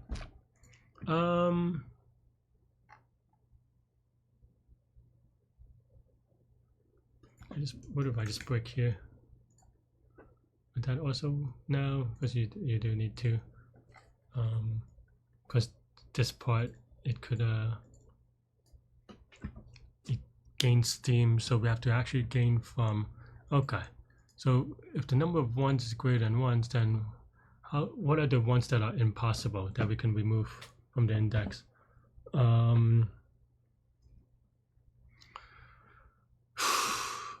If we don't have enough ones, so then what does it mean to have not enough ones? So the delta is, oh, okay. So then the max delta, the minimum delta, I guess, is just something like this, right?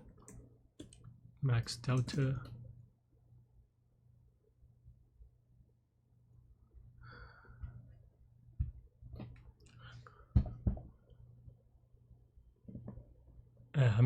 I'm close, but I don't think I'm going to solve it in time. But that is annoying. No, actually, I think I can solve it. Just I have 2 minutes left, so it's not Gucci. Yeah, okay. So for binary search, do we move a lot of things? This is the. So what does this mean? There's two of them. The other one is going the other way. So it goes from current minus CO to current, that's the number of ones. So what about the number of zeros?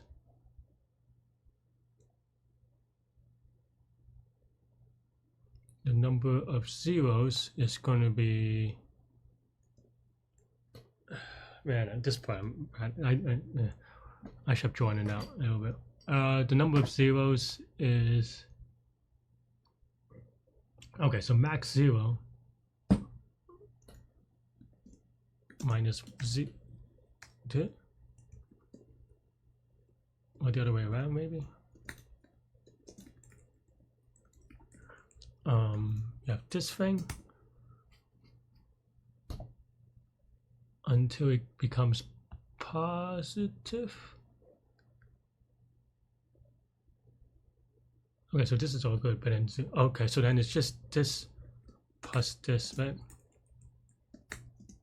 Okay. Or 0. Yeah, I don't think I could fix this in 50 seconds, but I think, actually, I think this is fine.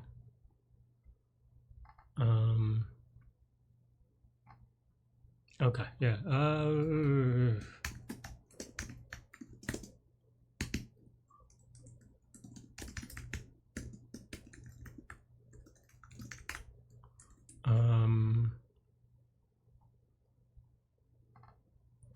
It is, well, let's leave that here, but actually we want also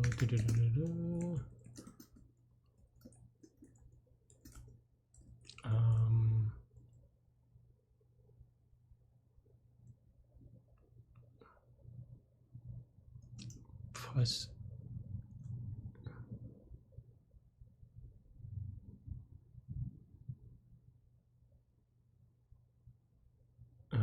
plus CZ, and then we want this to be at most 0, right?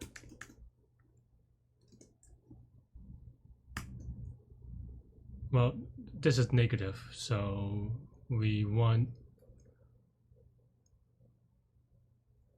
this to be, what? Okay, this is at most negative, but we want to make it so that, okay, fine, we just wait, this way, right? And then now we do it again. Oh, this should be bisect right. Why not? I hope. So if it's current, and it includes current, is that right?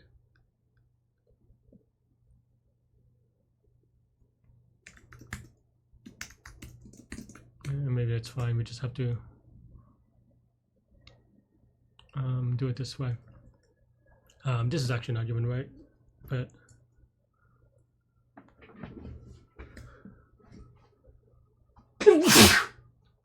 oh. Well, okay, so we have this or current plus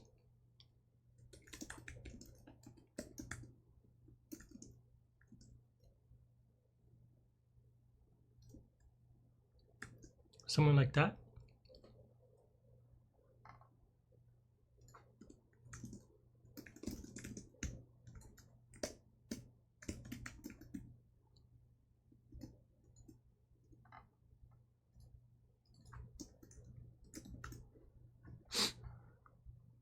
The current would not be in there anyway, because we should remove it, so that doesn't make sense.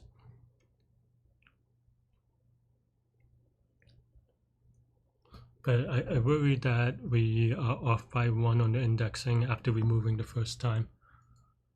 I don't.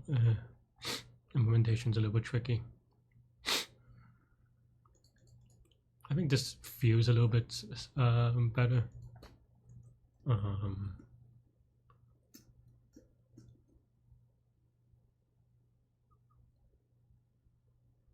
Yeah.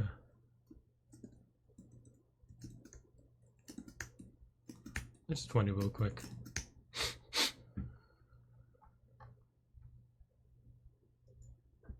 Might have like, oh, that's not what I expected actually.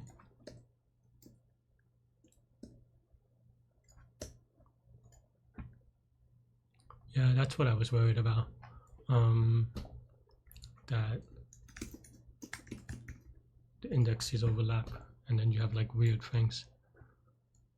Actually.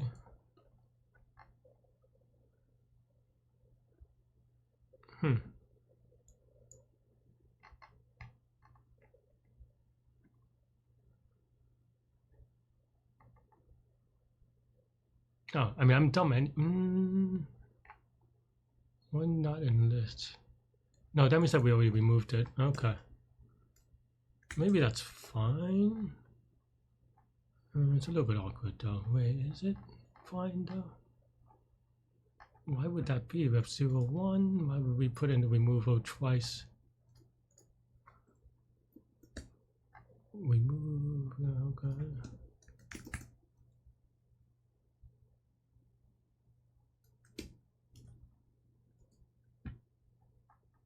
We do put in the remove twice. Oh, because of the second time in the loop, but oh, because we don't clear remove. Okay. Okay, that's what I expected. But we can take a look at to see why. Where's my print statement? Huh?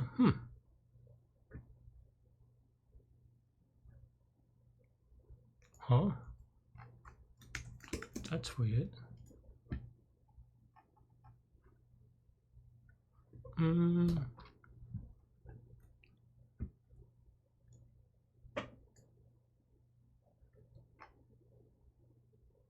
guess I don't end up using this, but I do use the idea, obviously. I mean,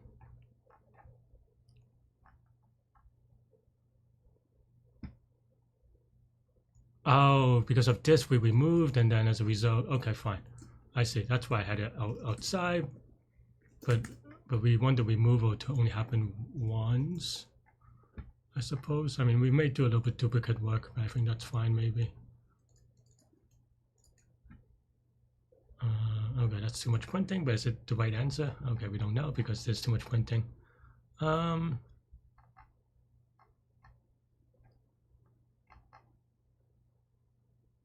is my, oh, here it is. Okay, right answer.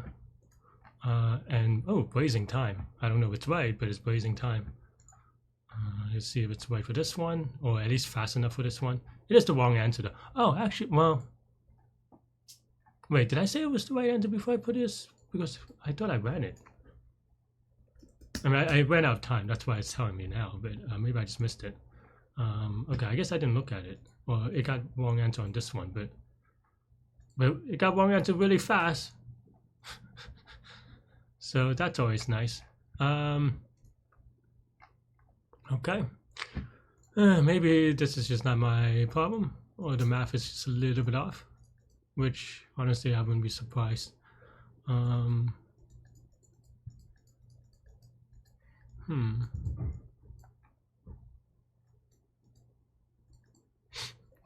mean, yeah, kind of just a little bit off on the math, but okay. So we have 4. We have 0, 1, 2, 2. Don't know what that means, I guess.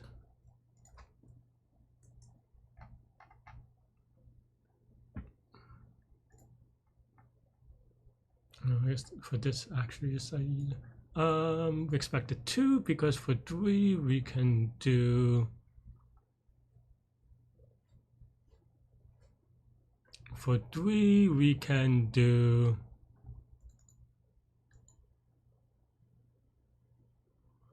I don't know what the indexes are, so I guess I have to do SLP.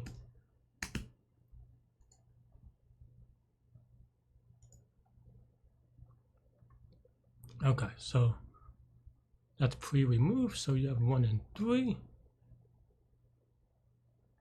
From 4, you can do to 1 and to a 3, which sounds right. Yeah. Is that right? Maybe that's right. I don't know. Can you do a 3? Yeah, 4. No, 3 is not right. So it's still not right. Right? Well, it's just an upper bound, so we just use it for setting. So we have four things. You have k is equal to 3, so you go to 1, right? And then now you have 1. Can you go to 2? The sorted list is 0 and 2. Why can you go to 2? 0, 1 is not inclusive because I suck. Maybe? What is this number? So, okay. So, I mean, this is actually a good way to debug.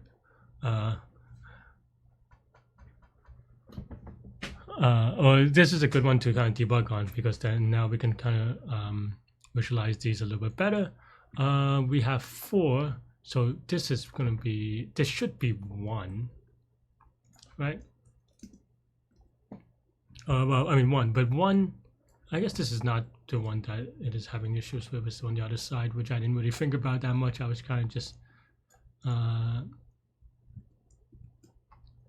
so this number should be correct. Well, I mean, it shouldn't be correct, but if it's correct, it would make my life easier. Or we want it to be correct. The other one I am confident about, like this one, it should be right. I mean, just the number of zeros, right? In the max case. But okay, so then it goes to 3. So 1 goes to 3 is not right. That's a min. Why does it think you could go to 3 with 3? With 3? No, with 1, 1. You can. Okay, I have to draw again.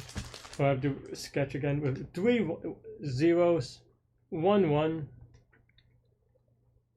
You can go to. From 1, you can go to 4, obviously, maybe. You have 1, 0, or you use 1, 1 and 2 zeros to go to +1, so you go to 2, right?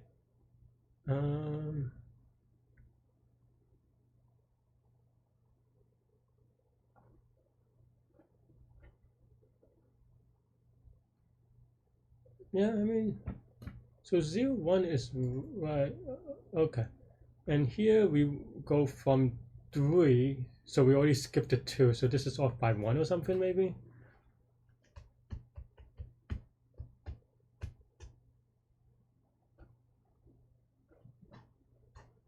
Yeah, that's not right. On the positive side, that's what it should have been.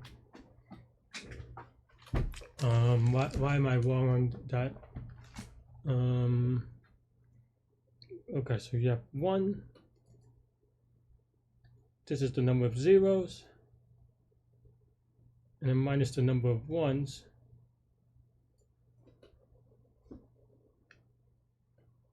Well, this just turns out to be 0, right? Current minus this, so I don't know how that makes sense.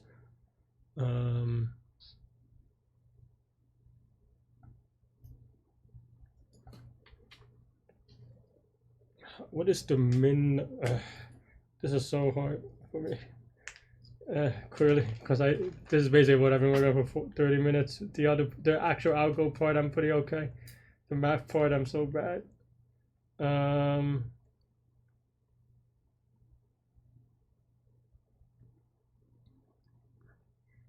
Okay, so you have 1, 0, 3 z's, so you are able to go to 2 because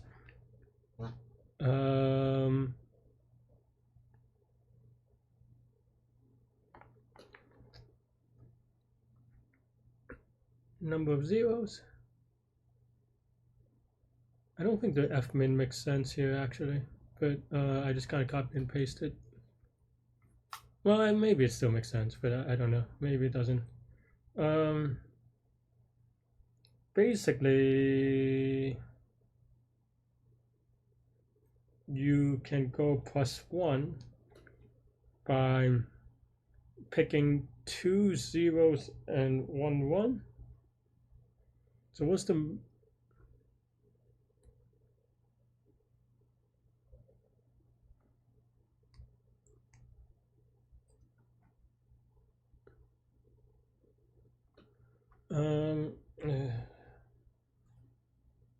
well, the minimum is going to be +1, I guess. And the number of 1 is just restricted by... Okay, what are the number of ones we have? We want to add, right? So we add. Are we ever restricted by ones?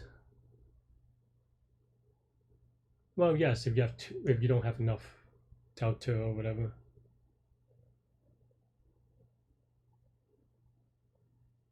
Yeah, okay, that makes sense. It's basically the case here. I mean, maybe in reverse or something. So then how do you have enough ones? I'm so tired.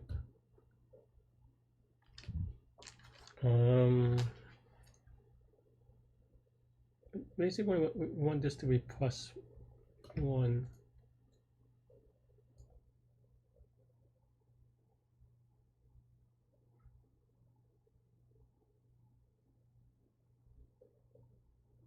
I mean, this isn't a minimum, because this is supposed to be one of the min bounds, so this is wrong. Right? Okay, so what is the minimum bound? And the minimum bound is, can you do 1? Can you do 3? Can you do 1 is if you have... You can always do...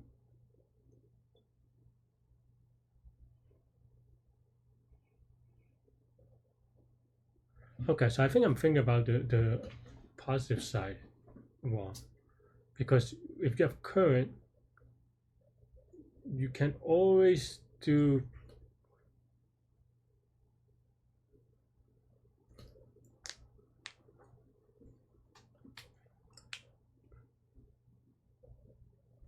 Can you, Larry?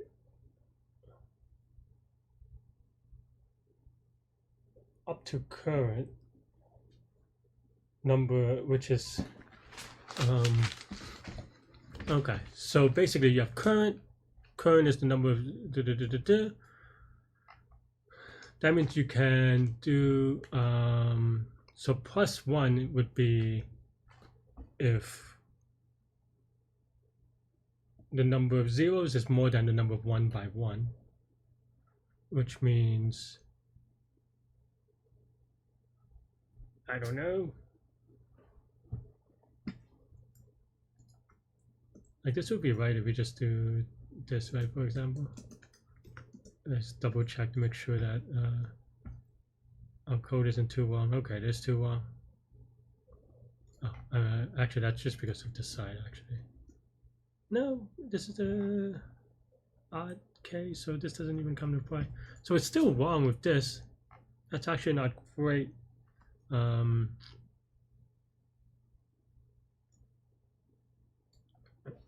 this is the case. So we have, okay, so this is still wrong. So this is wrong and this is wrong. We have to try to figure out the double binary searches. The constraint is the part that I'm struggling with a lot, clearly. I mean, this is wrong for Q3 anyway. Or 2, I mean, case 2. And the other one's wrong for case 5. Well, case 5 is a big case, so it's possible that both are wrong.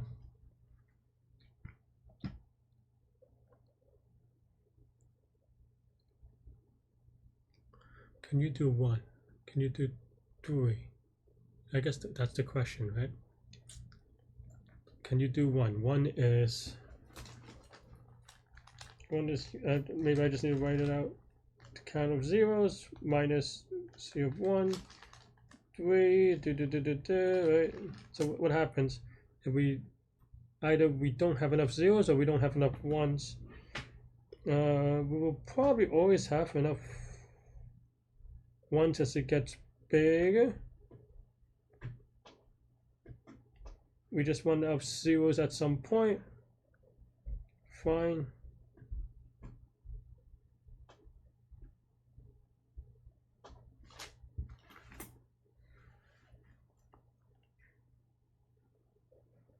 Because we're going from left to right, we are always increasing our zero needs. Maybe this is fine with this loop, because at some point that's fine, but then now we have to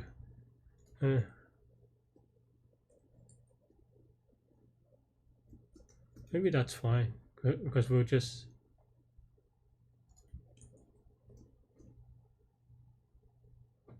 because that's our zero needs, right? So ones don't matter that much, right? Hopefully.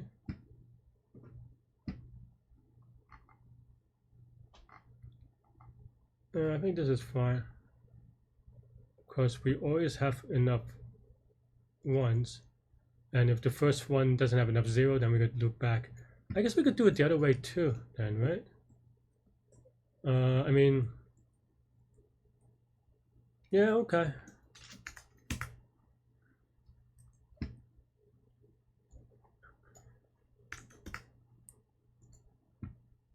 Okay, now, oh. What is that one? I actually thought that would be right. Oh. I still need to, no. What? No. Why is that one? I mean, this is just loops, right? Oh, no, okay. Maybe I just missed copy and paste somewhere. Okay, so this is right, but we want to go backwards. Because going backwards, then we can increase our needs. And also, in fact, then I'm just doing it in a dumb way, because I don't need binary search. I just go search for the current index, right? Okay. I hate this, but okay.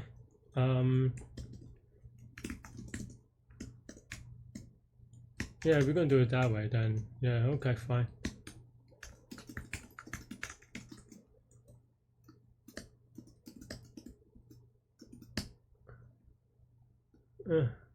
I mean, I only hate this because I wish I thought about this before a lot of this pain I did, because if it works, and I don't know that it does, but if it works, I would feel like I should have known to do this a while ago. Original P. Okay, because then now we want to write it in 2 places, right? So here we just go C index left is equal to C index right. There's a bisect left, so that means that when we go right, I mean, I think it doesn't even matter. Yeah, because eventually this condition will be wrong, and then we just break.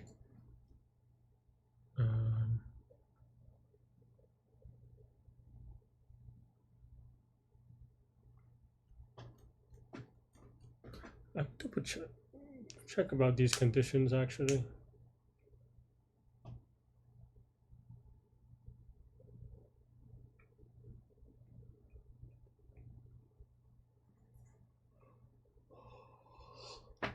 Because it keeps going, but okay, so it keeps going, and then either we want.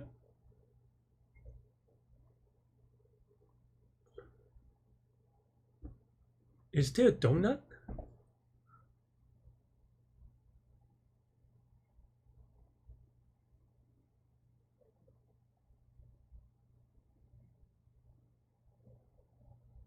Okay, going from left to right, you always have enough zeros until you don't.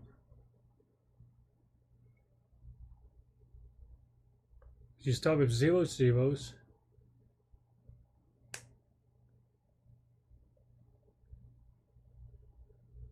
but then if you don't have enough ones, that's when you are having an issue, right?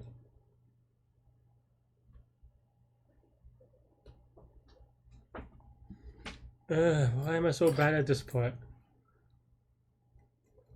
You don't, but yeah, it doesn't start at the middle. So maybe this isn't quite right actually. That's because I think there is a donut. It's just that if you run out of zeros, you already passed the donut. Is it? Yeah. Eh? Well, you passed this. Okay, so zero side of the donut.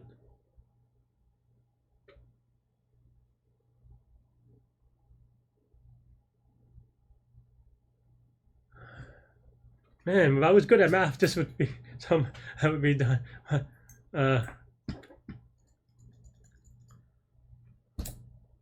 Because basically it's just two segments, and then you intersect them.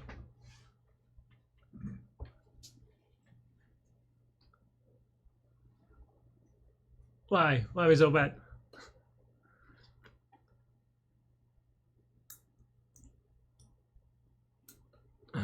Maybe I just need to draw it out. I'm just dumb. I mean, this is so stressful because I feel like I've gotten this bit. Also, like the last part, I cannot get apparently. Okay, so you have, you have current, and then you have current minus k, and then current plus k. Okay, we established that, but that's too much work. So then now you constrain, right? Minus k or minus delta. Let's actually d for delta. Minus delta means that you have d is equal to 0 minus 1s, right? No. You need 0 zeros because you're going down for delta, right? Well, it depends how you want to define it. So I guess it is always just 0 minus 1s actually, because then now delta is negative.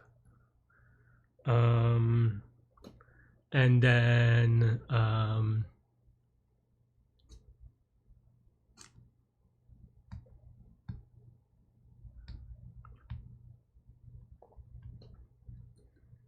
and it goes all the way to when you don't have enough zeros, and you don't have enough zeros when, well, you know what your current zero is, which is n minus current. So n minus current is your number of zeros. So then now z minus and then the number of ones is going to be minus current.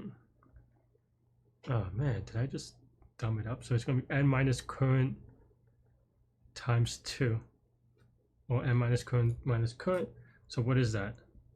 That is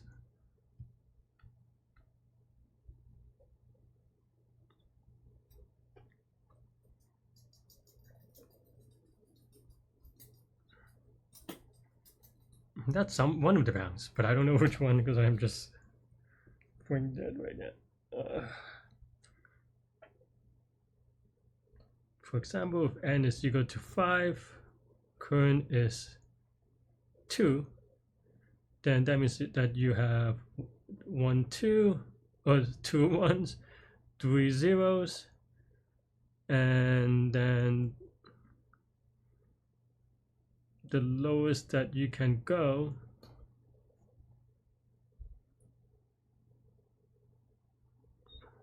well, it depends on k. So I need to get k back in here. I guess that's part of the confusion for me. Okay, so that's 0, there's ones, but then now you have k, right? So that is, you have the delta is equal to this. I mean, I have this formula here. Literally, I'm just rewriting it. K is equal to 0 plus 1. Then you have, this is the number of zeros. And then what is the max?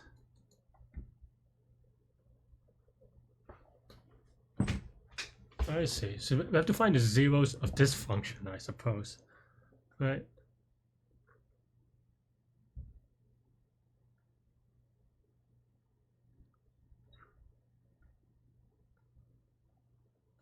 Man, I am bad at math. Equal to delta plus, okay. So delta is equal to 0 minus 0, k is equal to 0 plus 1s. And then 2 times 0 is equal to delta plus k. Right? And then you have this thing, I guess, which is what I already wrote. Okay. But then now how do you minimize this function? Well, if this is 0, no, I mean this works, but then now I have to figure out how do you, like, what is the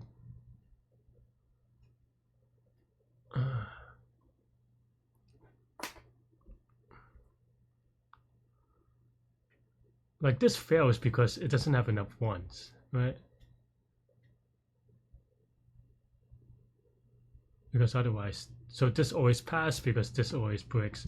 So then now current is minus 1. So maybe I just need to print this out because I am just being dumb. And this will time out, but that's fine, maybe.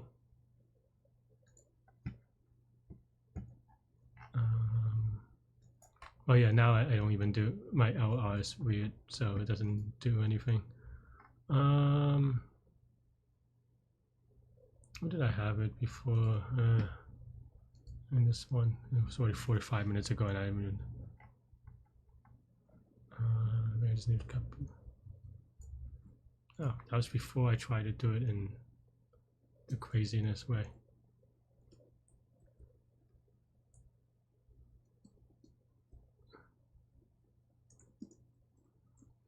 Okay, fine, just wait.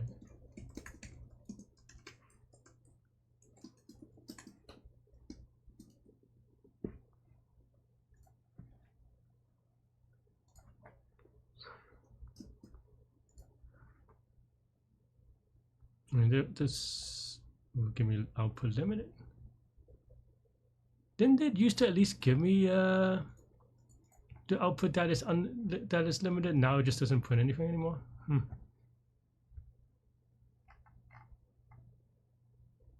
I really wanted to see the first few instances because I am pretty dumb. Oops.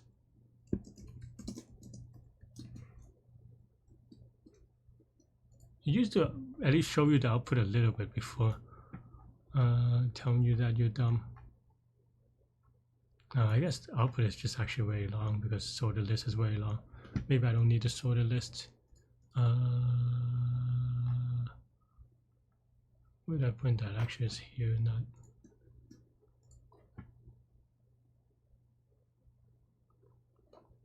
Okay. So this failed because our current is 581. Really? I guess 4 is n, and let me just print out n. I'm actually also getting tired. Okay, so just one iteration.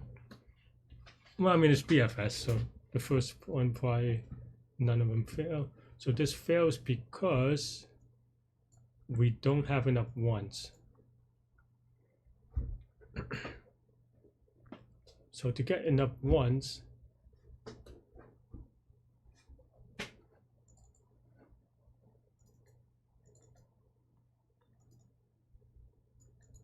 it just has to go down by like 2,000, and zeros goes up by 2,000. So what is the maximum delta here? Okay, so you have all them. How do? So, okay. We have enough zeros. We don't have enough ones.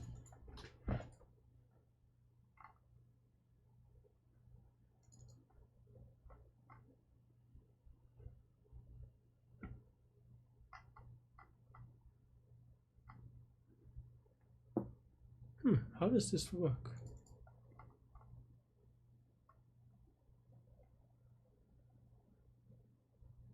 Lower bound is negative. Oh, I forgot about k. What is k again? K is a big number. So if k is a big number,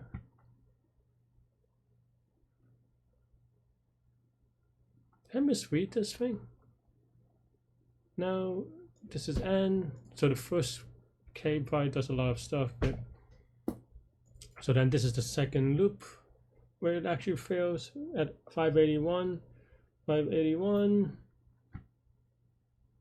The max delta is makes sense because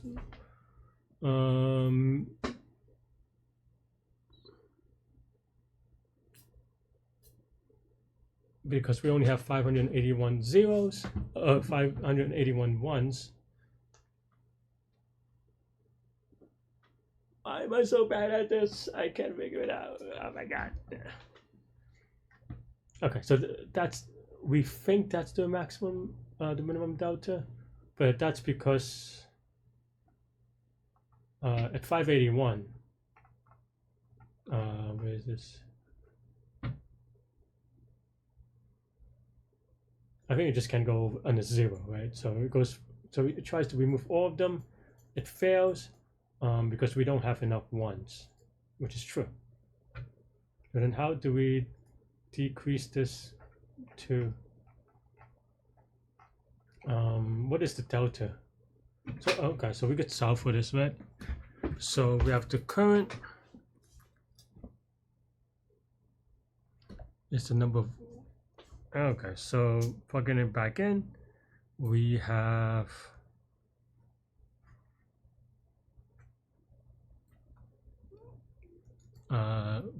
this is the current. If that is the max ones, then that means that we need at least this many things, right? And this many zeros. No, is that true? I think I'm just counting this in a weird way because it tries to go to 0.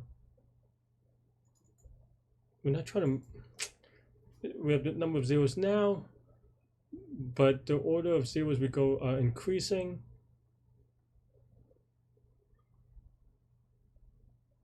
So these are all valid on the 0 side.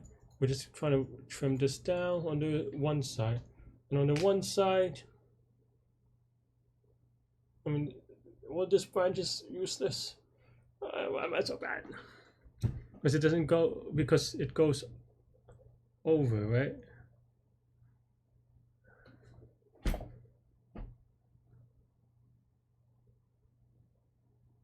Yeah, because you need more ones than zeros, and there's no chance for this. Okay, so that means that on the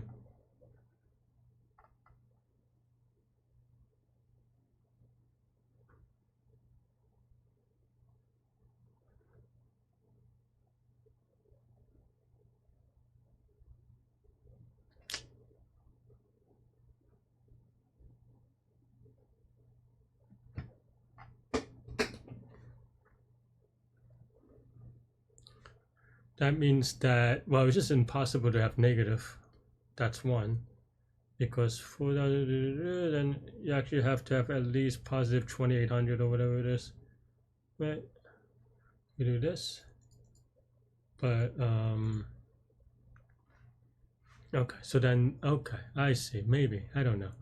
Okay, so then now, minimum delta is equal to the maximum once you can, oh, okay, minimum delta should be 0 minus 1s, and the maximum number of ones we can have is this, which means that by definition, n minus this, oh no, n, k minus this, oops, that's not k minus this is the number of zeros,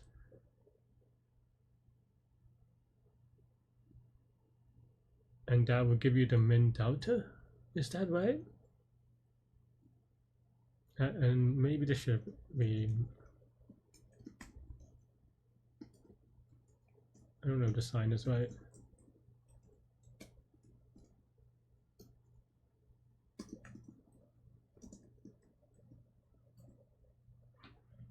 Something like that.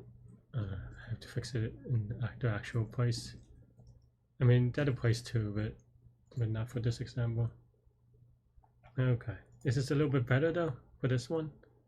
No, it just returns -1. What is min delta?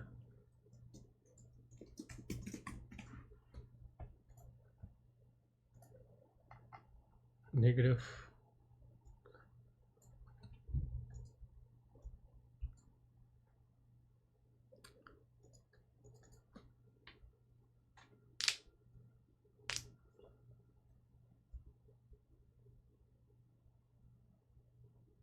Min delta is -581. I guess that's right. You should be, no.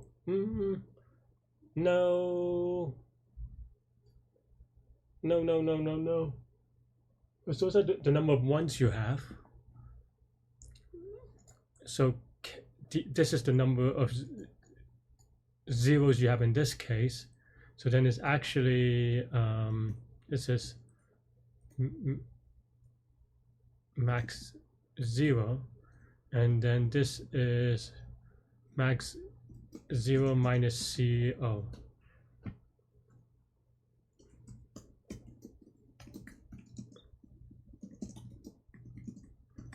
So bad at math.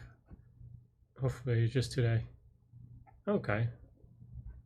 I mean, I skipped a lot, so that's good. Still a lot of failures, which is not great, as you know. Let's take a look at the running time. I think we had it better earlier. I think that was also wrong, so I don't know. But well, actually, let me double check, because the print statement sometimes takes a long time. So there's only 1,000. So maybe that should be fine. Honestly, we don't even need this. But we had it faster before. Okay, we should have 0 failures if we did everything right. So let's go, and so I'm just using this to kind of think about the cases. Okay, so this is once. This is again. Okay, you have 1, 1.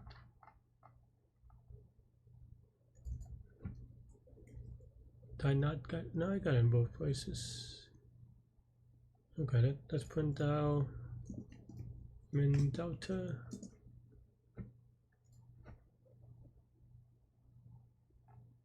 Min delta is 4349.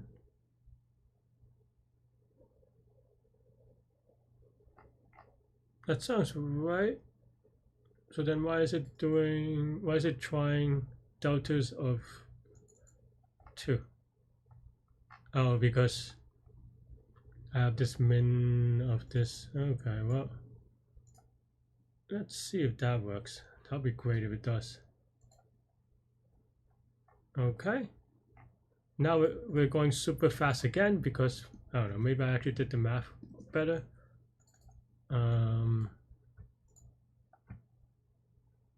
Alright, let's YOLO submit. Oh, I guess I should have ran the other case because I have it. Okay, wrong answer, but fast. I hate how Leetcode just gets rid of my things because I ran out contest time. I really wanted that timeout case. Okay, what is this again? 1 expected 3. Why is this giving me 1?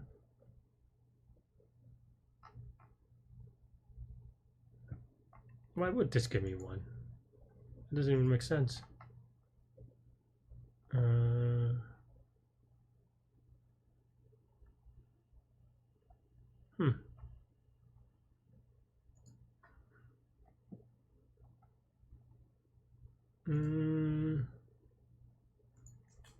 guess this line it is. Okay, so you have 3. Next is 0 with a delta 3. Okay, that's. Wait, what? Oh, do we not bound this by k? No, that's in k. So why is this weird? Current x delta. Why is delta bigger than k? I mean, something went wrong. Okay, I mean, something always goes wrong, but and it just terminates, so it's hard to tell. But okay, I mean, I think this is the one that we need. Already have all the debugging set up. Does it not print anything? Oh no, it prints 1. Do I terminate early? Somewhere? Before I even get to print this? Try again, just in case I don't know, made a change afterwards. Huh, there are other print statements? Just one number? Am I getting confused? Yes.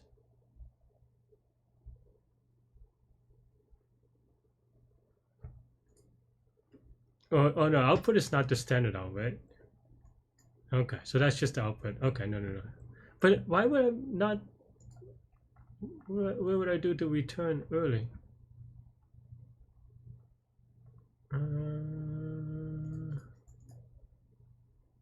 guess here. But that should still print here, right? Or here.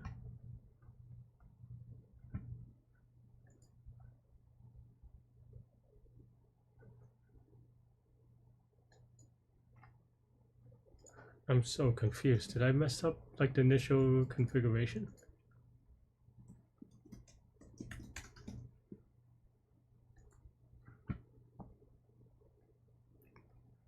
Do I have an early return that I am? I mean, that's it, right? And all of them I have a print statement before. Did it just ate my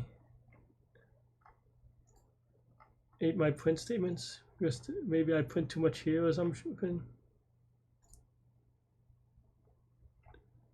And it's like a Leetcode weird special. Unexpected Leetcode behavior. This is oh yeah, okay. So that was the reason. That's actually pretty bad. That it depends on your order, and I think this is just an empty. But okay. Okay, wait. we look at 0 and 2? Why would we look at 0?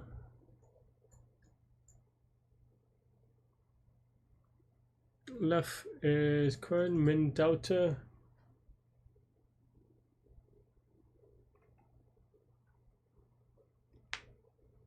We don't have enough ones, but no, we always have enough ones, but we go backwards, we don't have, why?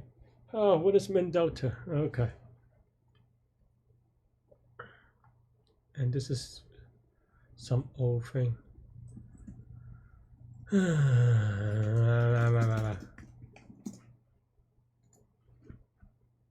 So much time on this. I feel like I'm not even solving problems. I'm just like being dumb. Okay. Okay.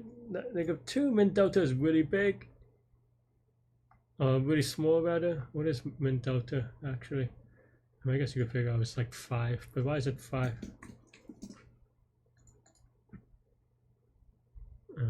Or -5 rather. But yeah, why is it -5? Okay, let's see.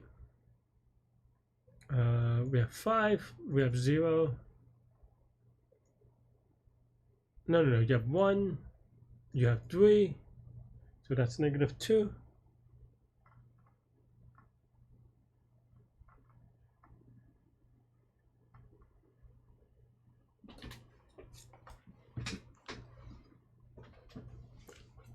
You have 1. You have negative. Okay, so let's try again. Man, I'm tired. 1. You have 3. So this is -2. Yeah, this clearly cannot be. So maybe we do max of this and 0, which doesn't make sense. Okay, I mean, that's definitely wrong though, but min delta is at least slightly less so, maybe.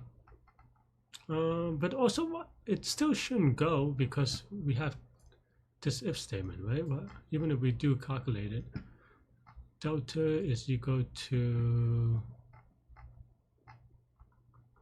yeah, so we have here, we have current, we have next, delta, zeros. Oh, well, that's definitely wrong. We should not have -1. So that means that something really is wrong, though we knew it. Huh.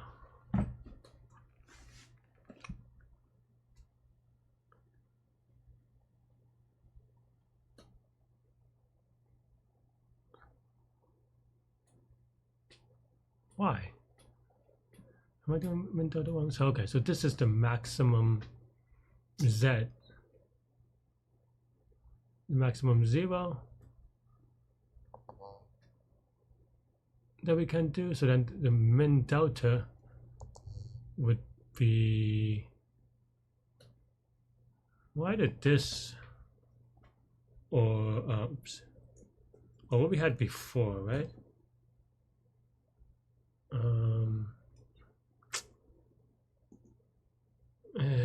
How do I write this? We do need like we want to,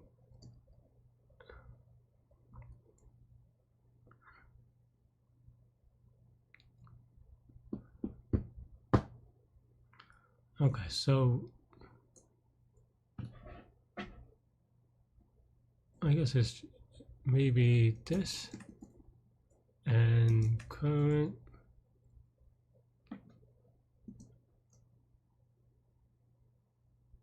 I mean, I guess any current minus f min of k and the number of ones.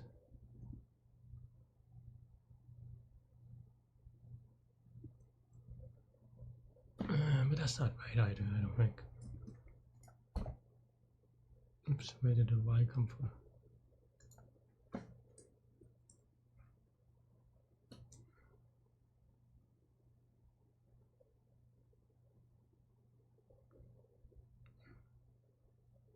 Oh, this is f max.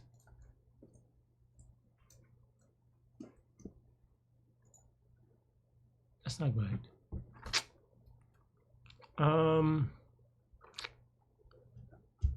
right. Why is the map such that I am dumb? Okay, this is max Z that we can support, right? This is number of ones. This is the, was any more, is this the max or the min? Maybe I confused myself a little bit because this is the min zero. Yeah, no, this is actually the min zeros that we can support, not max, because CO is the max ones that we can support, right? That means that min delta is going to be this thing.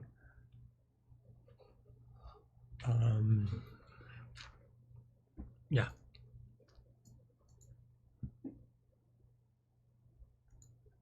But then I don't know why that is wrong. Why is that wrong again? 3. Why can 3 go to 0?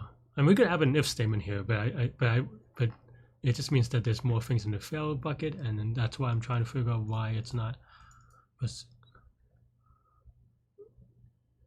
Okay, next.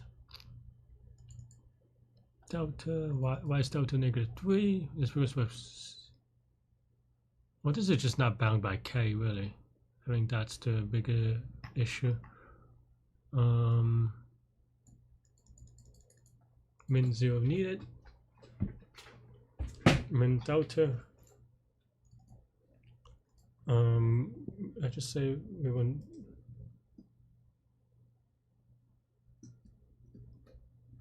If it's negative, what does that mean? Is it okay to be negative?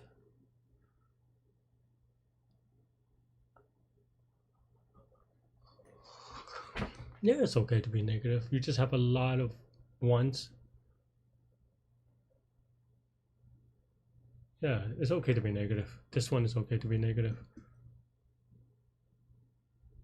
But then now you have max Z is equal to or just K, kind of, right? It max Z is equal to max of or min of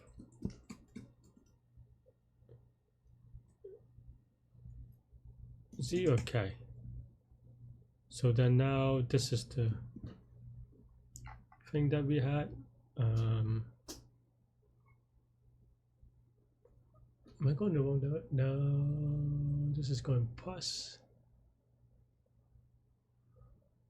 Going down is actually going to be 0, right? So, yeah, no, I just suck at math.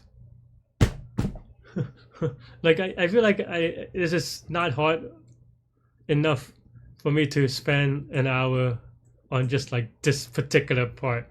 I think this is also like if I wasn't recording, I would probably take a break and then come back without looking at the answer. But because this is very tractable, I mean, I think we're pretty like even the okay, well, Leetcode is whatever. But even the solutions that we were close on,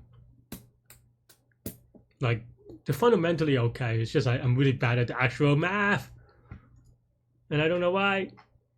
I'm bad at math. I mean, I know why I'm bad at math. I haven't been practicing, but still. Yeah, like how did I get a formula in which I get a negative number of 0?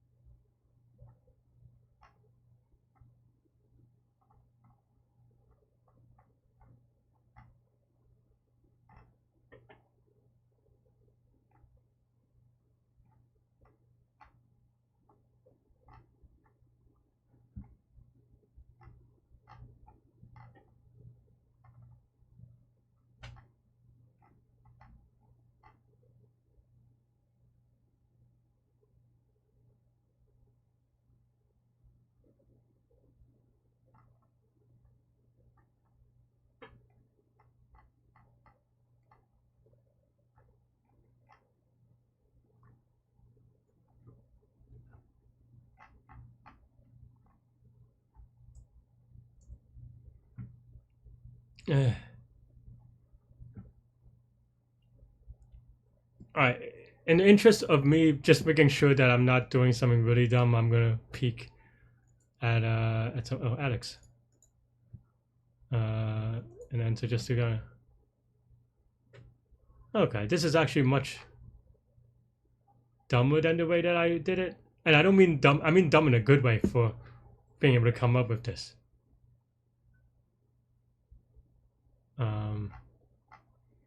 Alright, well, I don't know how to solve this problem then.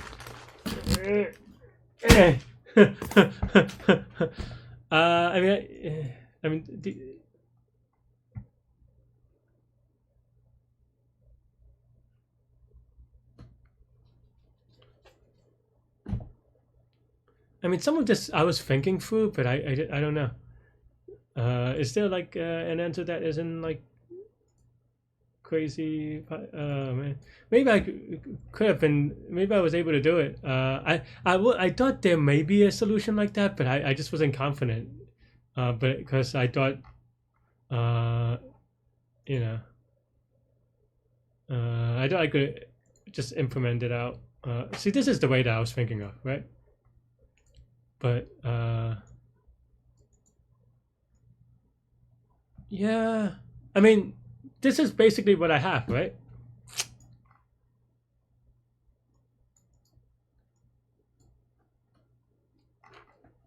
Actually, yeah, it's very similar because even did the parody thing. Why is mine so much slower? Did I do something wrong? I guess this part is probably the part that I am confused about, and that has all the issues as a result. Yeah, I mean, what is M again? I mean, I think this is basically what I want to write, but don't know how to. I mean, I think the idea is, yeah, and I try to write it. I think this is what I was trying to figure out with respect to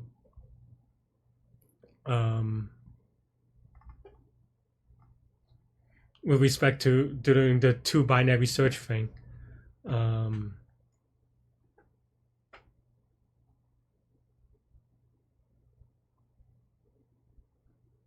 don't know. Yeah, I mean,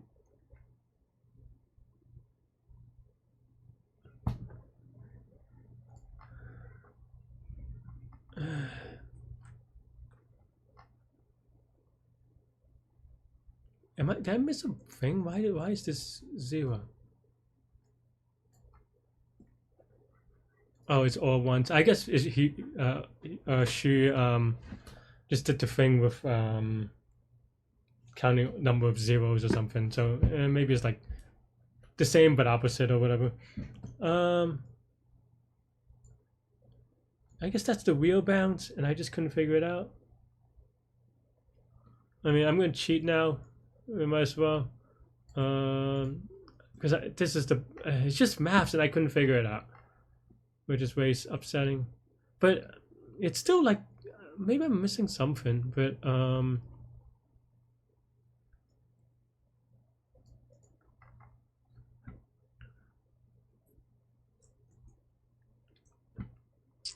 yeah, and I don't have to 0 because I do a binary search on the array.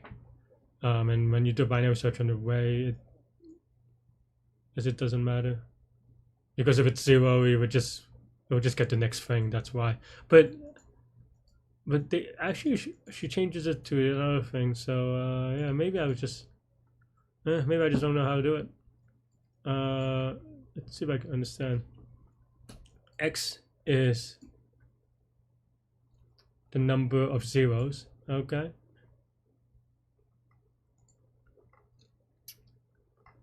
And then we push X to okay. Let's walk through this. I mean, might as well. I'm already cheating. Might as well try to figure out how to be a little bit smarter about it.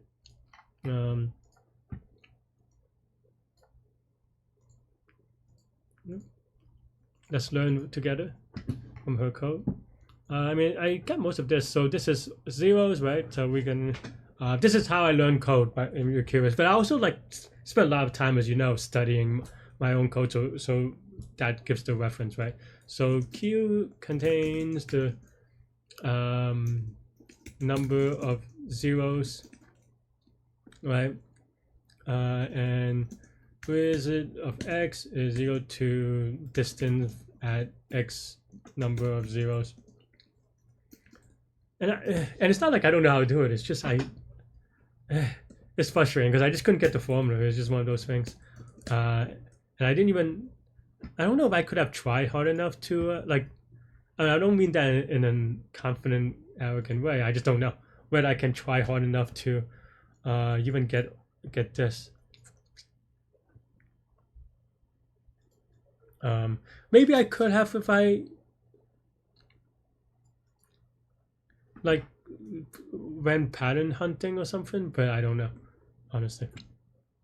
Because I mean, but also to be honest, I didn't know because I thought I had a solution, and looking from her solution, it seems like I did.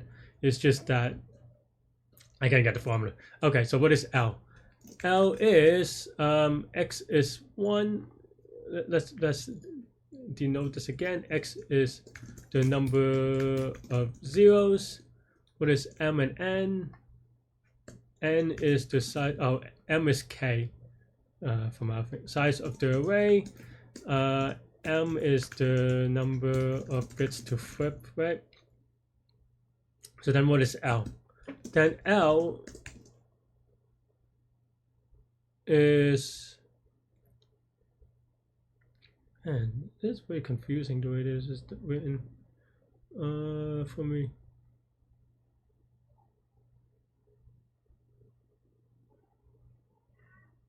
Like what is, why, how? All right, what is R? Maybe that's a little bit easier to understand.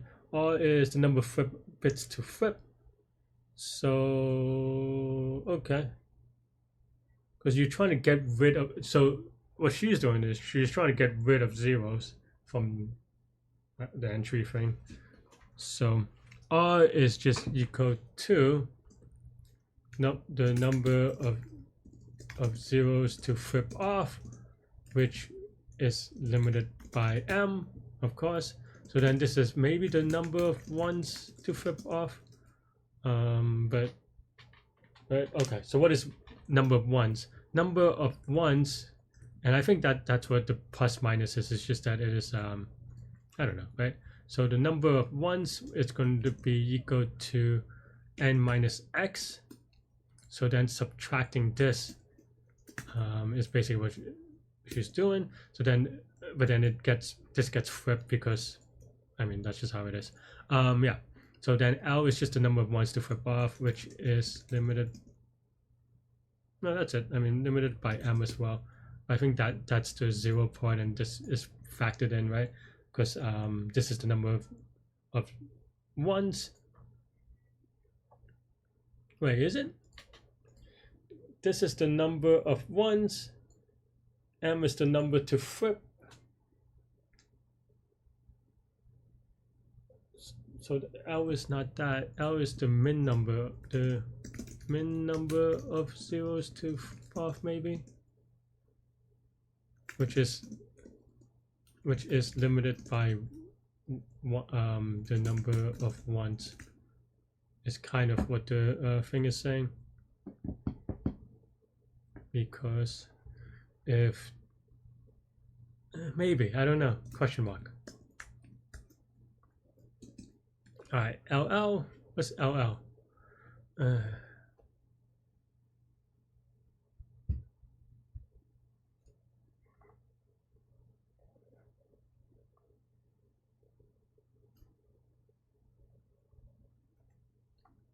I mean, funny enough, a lot of this, like we kind of did, this optimization, but I don't know how to get, this is the format I couldn't get, and I still don't know that I understand. I mean, clearly it is the bound of the ones and zeros, but I don't know how to come up with that formula, right? Left bound of the things we can reach, right bound of the things we can reach. right? But I don't know that I know how to get this one, right? I mean, if you want to do plug and play, I mean, maybe I could just to kind of get an AC and then, you know, but,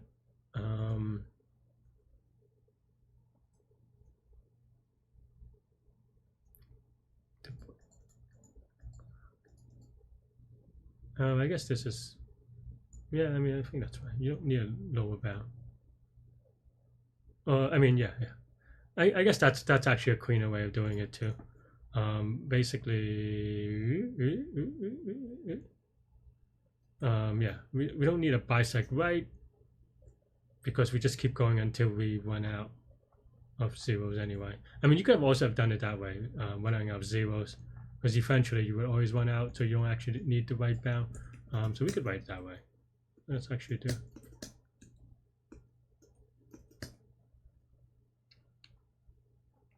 So this one may not even be necessary, though. For symmetry reason, it looks nice. I'm just not, yeah, not great today. All right. Well,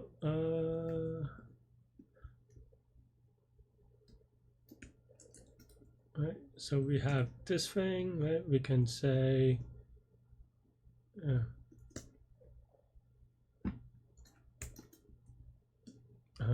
while index is less than, while true, you can actually probably do it this way.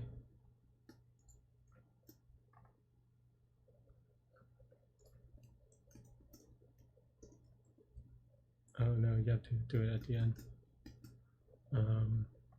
Because this will eventually terminate it, so that's why it's fine. It's a little bit awkward, but that means that you have to set, so index is equal to left. Well, this would terminate it, or we run out of bounds, so I guess maybe left is less than length of SLP, something like that. Right, so then now we just have to figure out what the bounds is, and what we did not get is this LL thing, which we can just put it in, why not?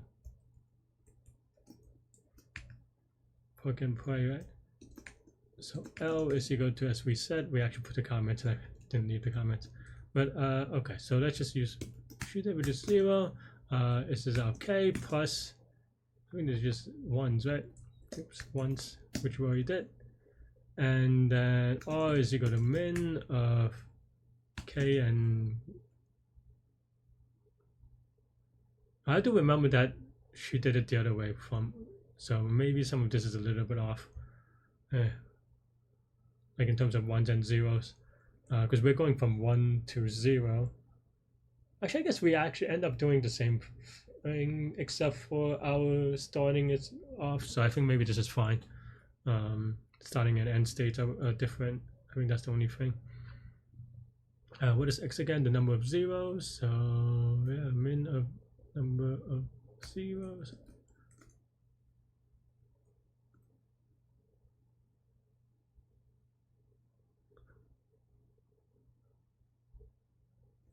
This is weird. Minus. Yeah. Okay. And then LL in this case would be equal to K plus, what's M again? No, M is the K. So what's X again? X is the number of zeros. Oops. Plus K minus 2 times R.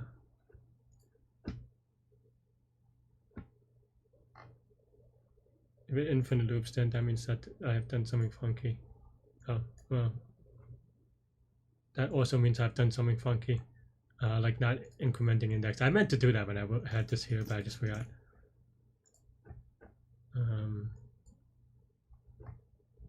Oh, is that that? No. Oh no, it's not. Why did I?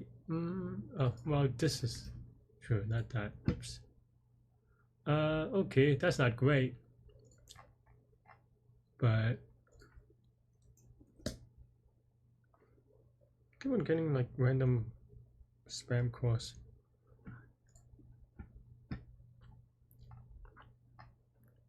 Actually, it's remarkable we got any correct at all, but okay.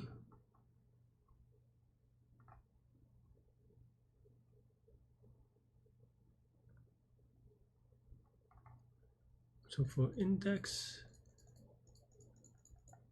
next is, oh yeah, we look at the value. We do some checks, but why is this wrong? Okay, so we're just not looking correctly, maybe. Well, we don't print anything, so something's really wrong. I'm so annoyed. So annoyed.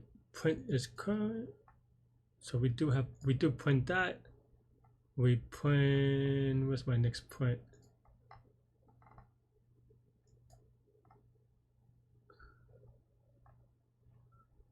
Print 4. Yeah, we start at 4. We try to go to 3. Can we go to 3? No. What? Why would you go to 3?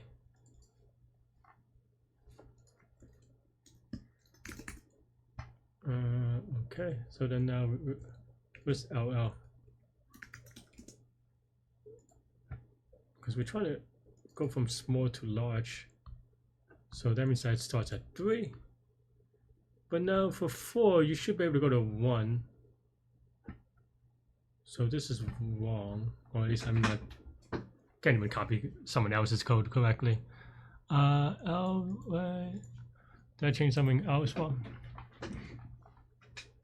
No, I mean their code is very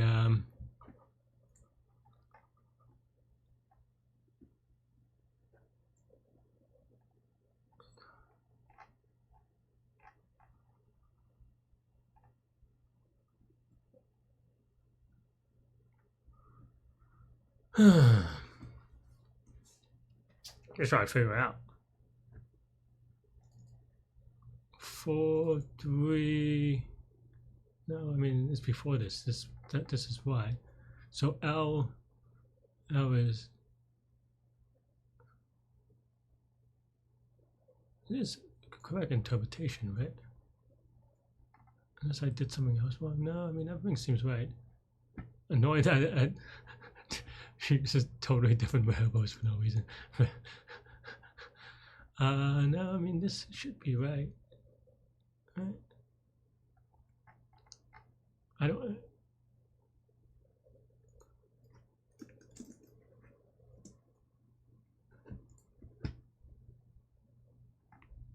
4003, huh?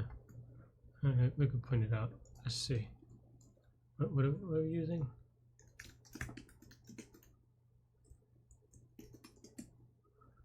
But she doesn't go from. Does that matter? I mean, it shouldn't change anything, but we may change the debugging, right? What is L? So this is 0. Why? All right, let's just copy it exactly.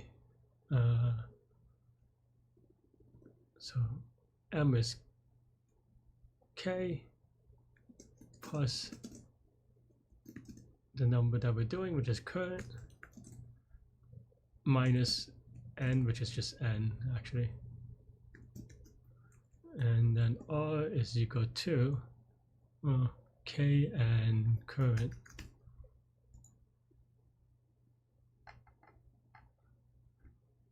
No, the L and R is still, wait, no. No, L and R is still, no, L and R is different. So maybe I did copy it wrong. Why is that? Huh. What did I thought this was? Current, let's see.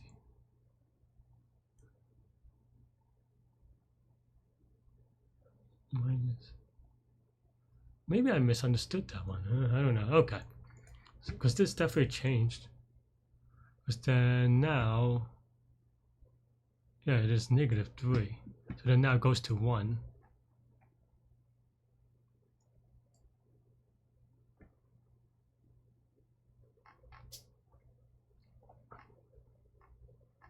But then now after it goes to 1, it doesn't do anything. And this prints only because, yeah, because it breaks. I think that's fine. But then it goes to 1. But then now 1.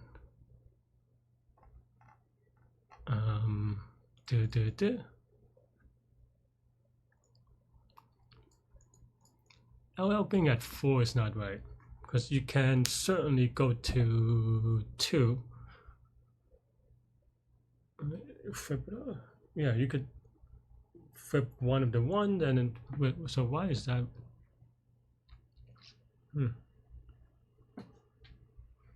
How does this adjust for it? Maybe it does change the answer.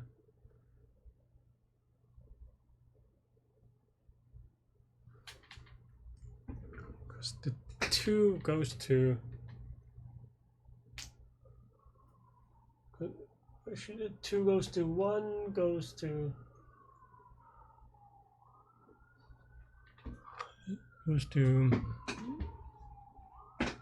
No, it goes 2 to goes to 3, right? So it's the same idea.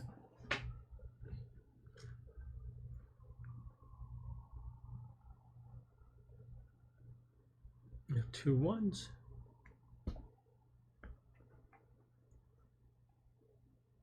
Oh no, this I forgot that mine is wrong. She's doing it from the number. Oh, that's probably why I got confused. Also, I forgot that. Yeah, she was doing the number of zeros and I'm doing the number of ones. So maybe we have to flip the signs a little bit, because the values don't make sense necessarily.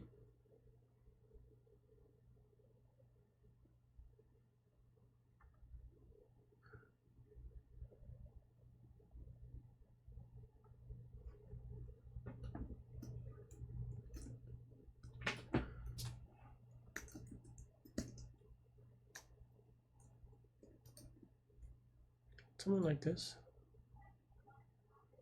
No. I mean, it's either one or the other, right? Like, this is better. Okay, but 4 going to 3. Is it what I'm pointing? Yeah, 4 going to 3 is not possible, right? You have 4 1s. You cannot go to 3 1s.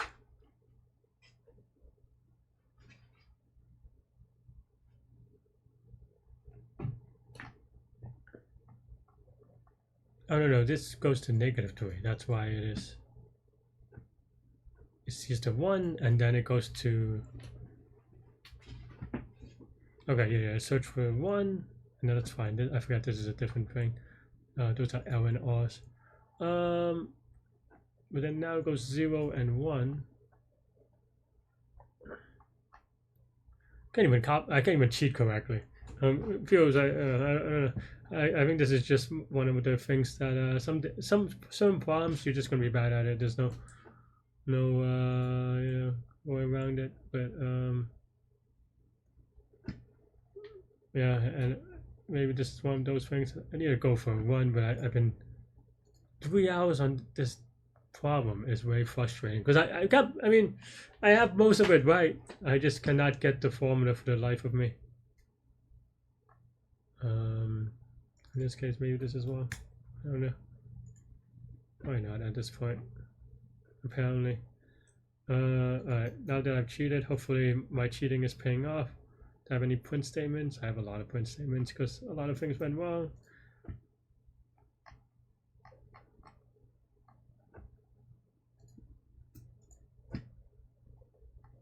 Alright, let's YOLO submit. But, so okay. So I mean,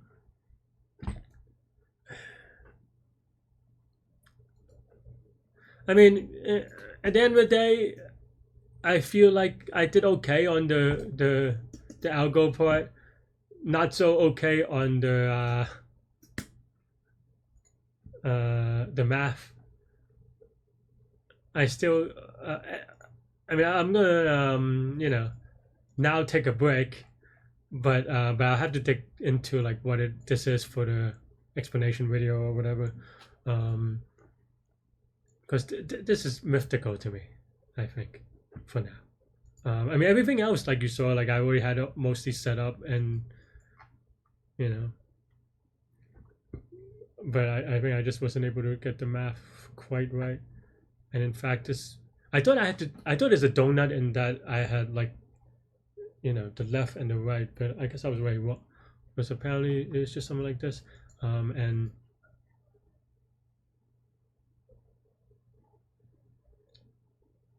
I don't know. It's just very frustrating. Yeah, I have to figure out how to derive this, because I tried for like 2 hours, more than 2 hours, 3 hours almost. But I have to go. Thanks for watching, everybody. Hit the like button, hit the subscribe button, join me on Discord. Let me know what you think about this contest, this forum, everything in between. Stay good, stay healthy, to good mental health. I'll see y'all later and take care. Bye-bye.